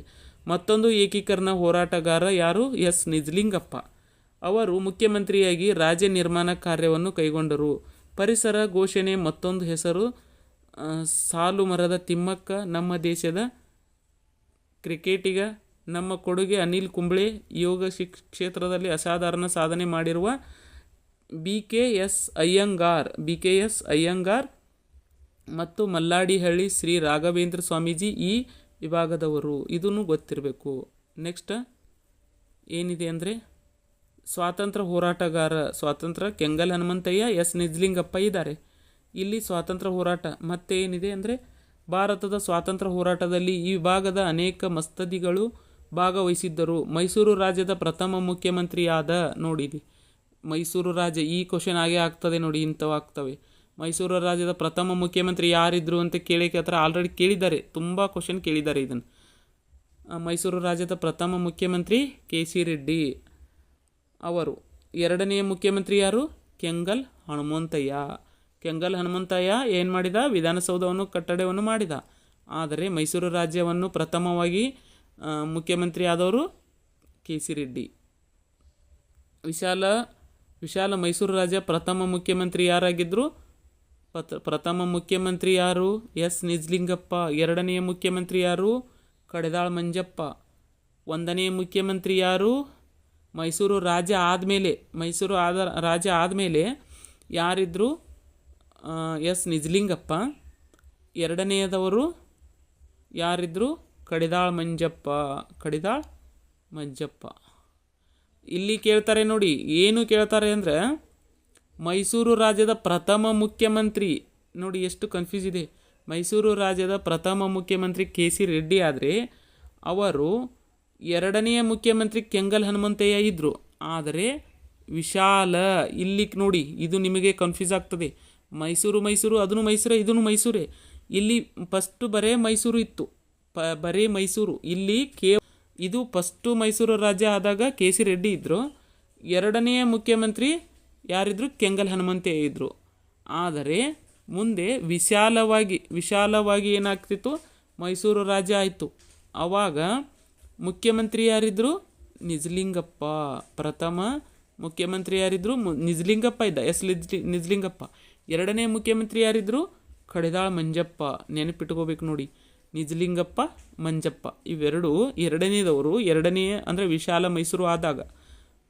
ಮತ್ತು ತೀತಾ ಶರ್ಮಾ, ಎಚ್.ಎಸ್. ದೊರೆಸ್ವಾಮಿ, ಭಾಗಿರತ್ನಮ್ಮ ಮುಂತಾದವರು ಸ್ವಾತಂತ್ರ್ಯ ಹೋರಾಟಗಾರರಲ್ಲಿ ಭಾಗವಹಿಸಿದ್ದರು. ಕೆಂಗಲ್ ಹನುಮಂತಯ್ಯ ಮತ್ತು ಎಸ್ ನಿಜಲಿಂಗಪ್ಪ ಅವರು ಕರ್ನಾಟಕ ಏಕೀಕರಣದ ರೂವಾರಿಗಳು. ಹೌದು ಅಲ್ವಾ? ಎಷ್ಟು ಇಂಪಾರ್ಟೆಂಟ್ ನೋಡಿ. ಇದನ್ನು ನಾವು ನೆನಪಿಟ್ಕೊಳ್ಳೋದು ತುಂಬ ಕಷ್ಟ ಅನ್ನಿಸ್ತಿದೆ ನಮಗೆ. ಯಾಕಂದರೆ ಅಷ್ಟು ಮಾಡಿ ಕೆಲಸ ಮಾಡಿ ಹೋಗಿರೋರದ್ದು ನಾವು ಓನ್ಲಿ ಒಂದು ನೆನಪಿಟ್ಕೊಳ್ಳೋಕ್ಕೆ ಆಗ್ತಿಲ್ಲ. ಶಾಂತವೇರಿ ಗೋಪಾಲಗೌಡರು ಕನ್ನಡ ನಾಡು ಕಂಡ ಮಹಾನ್ ಆದರ್ಶವಾದಿ ರಾಜಕಾರಣಿ. ಇವರು ಶಿವಮೊಗ್ಗ ಜಿಲ್ಲೆಯ ತೀರ್ಥಹಳ್ಳಿ ತಾಲೂಕಿನ ಆರಗದಲ್ಲಿ 14 ಮಾರ್ಚ್ 1923ರಲ್ಲಿ ಜನಿಸಿದರು. ತಮ್ಮ 28ನೇ ವಯಸ್ಸಿನ ಯುವಕ ಗೋಪಾಲಗೌಡ 1951ರಲ್ಲಿ ಕಾಗೋಡು ಭೂ ಚಳುವಳಿ ಆರಂಭವಾದಾಗ ಅದರಲ್ಲಿ ಧುಮುಕಿ ಬಂಧನಕ್ಕೂ ಒಳಗಾದರು. ಗೇಣಿದಾರರ ಭೂ ಹೋರಾಟವು ಗೋಪಾಲಗೌಡರಿಂದಾಗಿ ಸಮಾಜವಾದಿ ಪಕ್ಷದ ಹೋರಾಟವಾಗಿಯೂ ಗುರುತಿಸಿಕೊಂಡಿತು. ಕನ್ನಡ ಭಾಷಾ ಪ್ರಾಂತ್ಯಗಳ ಏಕೀಕರಣ ಹಾಗೂ ರಾಜ್ಯದ ಹೆಸರು ಮೈಸೂರು ಎಂದು ಇದ್ದುದನ್ನು ಕರ್ನಾಟಕವೆಂದು ನಾಮಕರಣ ಮಾಡುವ ಹೋರಾಟದಲ್ಲಿ ಸಹ ಗೋಪಾಲಗೌಡರು ಪ್ರಮುಖರಾಗಿದ್ದರು. ಶಾಸನ ಸಭೆಯಲ್ಲಿ ಅವರು ಮಾಡಿದ ಭಾಷಣಗಳು, ಅವರ ಬದುಕಿನ ನಡೆಗಳು ಅವರನ್ನು ಕರ್ನಾಟಕ ಕಂಡ ಶ್ರೇಷ್ಠ ರಾಜಕಾರಣಿಗಳಲ್ಲಿ ಒಬ್ಬರನ್ನಾಗಿಸಿವೆ. ಕರ್ನಾಟಕ ಕಂಡ ಶ್ರೇಷ್ಠ ರಾಜಕಾರಣಿಗಳಲ್ಲಿ ಒಬ್ಬರನ್ನಾಗಿ ಮಾಡಿಕೊಂಡಿವೆ. ಇಷ್ಟೊತ್ತು ಪಾಠ ಮುಗೀತು. ಯಾಕಂದರೆ ತುಂಬ ದೊಡ್ಡ ಪಾಠ. ಇನ್ನೂ ಪಾಠಗಳು ಬರೀ ಒಂದು ವಿಭಾಗ ಆಗಿದೆ, ಇನ್ನೂ ವಿಭಾಗಗಳಿದ್ದಾವೆ. ಆ ವಿಭಾಗಗಳನ್ನು ನಾವು ನೆಕ್ಸ್ಟ್ ವಿಡಿಯೋದಲ್ಲಿ ನೋಡೋಣಂತೆ. ಯಾಕಂದರೆ ಇದೇ ವಿಡಿಯೋ 1 ಗಂಟೆ ಮೇಲೆ ಆಗಿದೆ. ಹಾಗಾಗಿ ಇನ್ನೂ ಮತ್ತೆ ಇದರಲ್ಲೇ ಅದನ್ನು ಸೇರಿಸ್ತಾ ಹೋದರೆ ಆಗೋದಿಲ್ಲ. ಒಂದು ವಿಭಾಗ ಒಂದು ಪಾಠ ಆಗ್ತದೆ. ಮತ್ತು ನೆಕ್ಸ್ಟ್ ವಿಭಾಗಗಳನ್ನು ನೆಕ್ಸ್ಟ್ ಟೈಮಲ್ಲೇ ನೋಡ್ತಾ ಹೋಗೋಣ. ಇಲ್ಲಿ ಖಾಲಿ ಬಿಟ್ಟ ಸ್ಥಳಗಳನ್ನು ಸೂಕ್ತ ಪದದಿಂದ ಭರ್ತಿ ಮಾಡಿ ಅಂತ ಇದೆ. ಬೆಂಗಳೂರು ವಿಭಾಗದಲ್ಲಿ ಎಷ್ಟು ಜಿಲ್ಲೆಗಳಿದ್ದಾವೆ? 9 ಜಿಲ್ಲೆಗಳಿದ್ದಾವೆ. ಬೆಂಗಳೂರು ವಿಭಾಗದಲ್ಲಿ ಅತಿ ಹೆಚ್ಚು ಮಳೆ ಬೀಳುವ ಪ್ರದೇಶ ಯಾವುದು? ಶಿವಮೊಗ್ಗ. ಬನ್ನೇರುಘಟ್ಟ ರಾಷ್ಟ್ರೀಯ ಉದ್ಯಾನವನ ಎಲ್ಲಿದೆ? ಬೆಂಗಳೂರು. ಹಿಪ್ಪೆನೆರಳು ಎಲೆಯು ಡ್ಯಾಶ್ ಉದ್ದಿಮೆಗೆ ಉದಾಹರಣೆ? ರೇಷ್ಮೆ. ಇದು ನಾನು ಆಗ್ಬೋದು ಅಂದ್ಕೊಂಡಿದ್ದೀನಿ, ಆಗಿದೆ ನೋಡಿ ಕ್ವಶನು. Next ಏನೇನಿದ್ದಾವೆ question? ಪ್ರಸಿದ್ಧ ಜಾನಪದ ಮ್ಯೂಸಿಯಂ ಜಾನಪದ ಲೋಕವನ್ನು ಸ್ಥಾಪಿಸಿದವರು ಯಾರು? ಹಿರಣ್ಣಯ್ಯ ಇರ್ಬೋದು. ಹಿರಣ್ಣಯ್ಯ. ಬೆಂಗಳೂರು ನಗರದಲ್ಲಿ ಪ್ರತಿ ವರ್ಷ ನಡೆಯುವ ಪ್ರಸಿದ್ಧ ಉತ್ಸವ ಬಂದಿದೆ ನೋಡಿ, ಕರಗ. ಮೈಸೂರು ರಾಜ್ಯದ ಪ್ರಥಮ ಮುಖ್ಯಮಂತ್ರಿ K C Reddy. K C Reddy ಅಂದರೆ ವಿಶಾಲ ಮೈಸೂರು ಬೇರೆ. ವಿಶಾಲ ಮೈಸೂರು ಇದು ಬರೇ ಮೈಸೂರು ಇದ್ದುದರಿಂದ ಕೆ ಸಿ ರೆಡ್ಡಿ. ರಾಮನಗರ ಜಿಲ್ಲೆಯಲ್ಲಿರುವ ಪಕ್ಷಿಧಾಮ ರಾಮನಗರ. ರಣಹದ್ದು ಅಂತ ಹೇಳಿದ್ನಲ್ಲ, ರಣಹದ್ದು. ಓಕೆನಾ? ಪ್ರಶ್ನೆಗಳು ಮುಗ್ದವು. ಮತ್ತು 1 ಮಾರ್ಕಿನ ಪ್ರಶ್ನೆಗಳು ತುಂಬ ಇದ್ದಾವೆ. ಪ್ರಾಚೀನ ಕಾಲದಲ್ಲಿ ಕರ್ನಾಟಕವನ್ನು ಆಳಿದ 3 ರಾಜ ಮನೆತನಗಳು ಹೇಳಿ. ಈ ವಿಭಾಗದಲ್ಲಿ ಆಳಿದ 2 ಪಾಳೆಯಪಟ್ಟುಗಳು ಯಾವ್ಯಾವು? ಪ್ರಾಕೃತಿಕ ಸಂಪನ್ಮೂಲಗಳು ಎಂದರೆ ಉದಾಹರಣೆ ಕೊಡಿ. ಬೆಂಗಳೂರು ಭಾಗದಲ್ಲಿ ಕುಡಿಯುವ ನೀರಿಗೆ ಅಭಾವ ಉಂಟಾಗಲು ಕಾರಣ. ಇಷ್ಟೊತ್ತಿನವರೆಗೆ ನಾನು ನಿಮಗೆ ಈ ವಿಭಾಗದ ಬಗ್ಗೆ ಎಲ್ಲ ಹೇಳಿದ್ದೀನಿ ಅನ್ನಿಸ್ತದೆ. ನೆಕ್ಸ್ಟ್ ವಿಭಾಗದಲ್ಲಿ ಏನಿದೆ, ಮೈಸೂರು ವಿಭಾಗ ಇದೆ, ನೋಡ್ಕೊಂಡು ಬನ್ನಿ ಸ್ವಲ್ಪತ್ತು. ನೆಕ್ಸ್ಟ್ ವಿಡಿಯೋ ಯಾವ್ದು ಮಾಡ್ತಾರೆ ಅಂತ ಗೊತ್ತಿದ್ದರೆ ನೀವು ನೋಡ್ಕೊಂಡು ಬರಬೇಕು. ಇದ್ರದ್ದು ಕೂಡ ನಾನು ಕೋಡ್ ವರ್ಡ್ ಮಾಡಿ ಹೇಳ್ತೇನೆ ಮತ್ತು ವಿವರಣೆ ಕೂಡ ಹೇಳ್ತಾ ಹೋಗ್ತೇನೆ. ನಿಮಗೆ ವಿವರಣೆ ಹೇಗೆ ಅನಿಸ್ತು? ನಾನು ಫಾಸ್ಟಾಗಿ ಓದಿದ್ದೀನಿ, ಕೆಲವೊಂದಿಷ್ಟು ಅಕ್ಷರಗಳನ್ನು ನುಂಗಿದ್ದೀನಿ, ಕೆಲವೊಂದಿಷ್ಟು ಅಕ್ಷರಗಳನ್ನು ಬೇರೆ ಪದಗಳನ್ನು ಓದಿದ್ದೀನಿ. ಯಾಕಂದರೆ ನಾನು ಸ್ವಲ್ಪ ಸ್ಲೋ ಆಗಿ ಓದಿದರೆ ತುಂಬ ಟೈಮ್ ಹೋಗ್ತದೆ, ಹಾಗಾಗಿ ನಾನು ಸ್ಲೋ ಆಗಿ ಓದಿಲ್ಲ. ತುಂಬ ಸ್ಪೀಡಾಗಿ ಓದಿದ್ದೀನಿ. ತುಂಬ ಸ್ಪೀಡೂ ಆಗಿದೆ, ತುಂಬ ಏನಾಗಿದೆ, ಕೆಲವೊಂದು ಅಕ್ಷರಗಳು ಮಿಸ್ಟೇಕ್ ಆಗಿದ್ದಾವೆ. ಅದಕ್ಕೆಲ್ಲ ನಿಮ್ಮ ಕಡೆ ಕ್ಷಮೆ ಇರಲಿ. ಯಾಕಂದರೆ ಎಲ್ಲ ಅಕ್ಷರಗಳನ್ನು ಓದಲಿಕ್ಕೆ ಟೈಮ್ ಭಾಳ ಹೋಗ್ತದೆ. ಸ್ಲೋ ಆಗಿ ಮೊದಲೇ ಮಾಡಿರುವಂಥ ಪಾಠಗಳ ಥರ ಇದನ್ನು ಸ್ಲೋ ಆಗಿ ಮಾಡಿದರೆ ಓಕೆ ಆಗ್ತಿತ್ತು. ಯಾಕಂದರೆ ಆ ಥರ ಮಾಡಿದರೆ ಇದು ಒಂದೇ ಪಾಠು 4 ವಿಭಾಗಗಳನ್ನು ಹೊಂದಿದೆ. 4 ವಿಭಾಗಗಳು ನಿಮಗೆ 4 ಪೀರಿಯಡಲ್ಲಿ ಮುಗಿಯೋದಿಲ್ಲ. ಒಂದು ಪಾಠ 2 ಪೀರಿಯಡ್ ಮಾಡಬೇಕಾಗ್ತದೆ. ಹಾಗಾಗಿ ಯಾರೂ ಅಷ್ಟೊತ್ತು ಕೇಳೋದಿಲ್ಲ. ಹಾಗಾಗಿ ನಾನು ಇದು ಅಷ್ಟೊಂದು ಕೆಲವೊಂದಿಷ್ಟು ನಾನು ಇಂಪಾರ್ಟೆಂಟ್ ಕೊಟ್ಟು ಹೇಳಿಲ್ಲಲ್ಲ, ಅಷ್ಟೊಂದು ಅದು ಇಂಪಾರ್ಟೆಂಟ್ ಇಲ್ಲ ಅನ್ನಿಸ್ತದೆ. ಆದರೆ ಇದು ನಮಗೆ ಬೇಕಾಗಿರೋದು ಇಂಪಾರ್ಟೆಂಟ್ ಓದ್ತಾ ಹೋದರೆ ಮುಂದೆ ನಮಗೆ ಮತ್ತೆ ರಿವಿಷನ್ ಮಾಡೋ ಟೈಮಲ್ಲಿ ನೋಡೋಣ ಅಂತ. ಇವಾಗ ಇಂಪಾರ್ಟೆಂಟ್ ಇರುವಂಥದ್ದೆಲ್ಲ ನಾನು ಹೇಳಿದ್ದೀನಿ ಅನ್ನಿಸ್ತದೆ. ಆಯಿತು, ಎಲ್ಲರೂ ನೀವು ಇದಕ್ಕೆ ಬೆಂಬಲ ಕೊಡಿ. ಮತ್ತು ನಿಮ್ಮ ಬೆಂಬಲ ನಮ್ಮ ಒಂದು ಪ್ರೋತ್ಸಾಹಕ್ಕೆ ಕಾರಣವಾಗ್ತದೆ. ಎಲ್ಲರೂ ಇದಕ್ಕೆ ಲೈಕ್ ಮಾಡಿ, ಒಂದು ಪುಟ್ಟದಾದಂಥ ಒಂದು ಚೆನ್ನಾಗಿ ಒಂದು ವಿಡಿಯೋ ಒಂದು ಮೆಸೇಜನ್ನು ಮಾಡ್ತಾ ಹೋಗಿ. ಮತ್ತು ಇದೇ ಥರ ನಿಮಗೆ ಬೇಕು ಅಂದರೆ ಮತ್ತೆ ನೀವೇನು ಮಾಡಬೇಕು, ಇದರಲ್ಲಿ ಏನು ಮಿಸ್ಟೇಕ್ ಆಗಿದೆ ಅದನ್ನು ನಮಗೆ ಹೇಳಿ, ಮತ್ತು ಅಥವಾ ಒಳ್ಳೇದಿದ್ದರೆ ಒಳ್ಳೇದಂತ ಹೇಳಿ. ಏನಾದರೂ ಒಂದು ಮೆಸೇಜ್ ಹಾಕಿ. ಏನು ಮೆಸೇಜ್ ಹಾಕಬೇಕು ಅನ್ಕೋಬೇಡಿ, ಏನಾದರೂ ಒಂದು ಹಾಕಿ. ನಿಮ್ಮ ಮೆಸೇಜ್ ನಮಗೆ ಉತ್ತರವಾಗಿರ್ತವೆ. ಹಾಗಾಗಿ ಎಲ್ಲರಿಗೂ ನಮಸ್ಕಾರ. ಇಲ್ಲಿವರೆಗೆ ನೋಡಿದ್ದಕ್ಕೆ ಎಲ್ಲರಿಗೂ ಧನ್ಯವಾದ.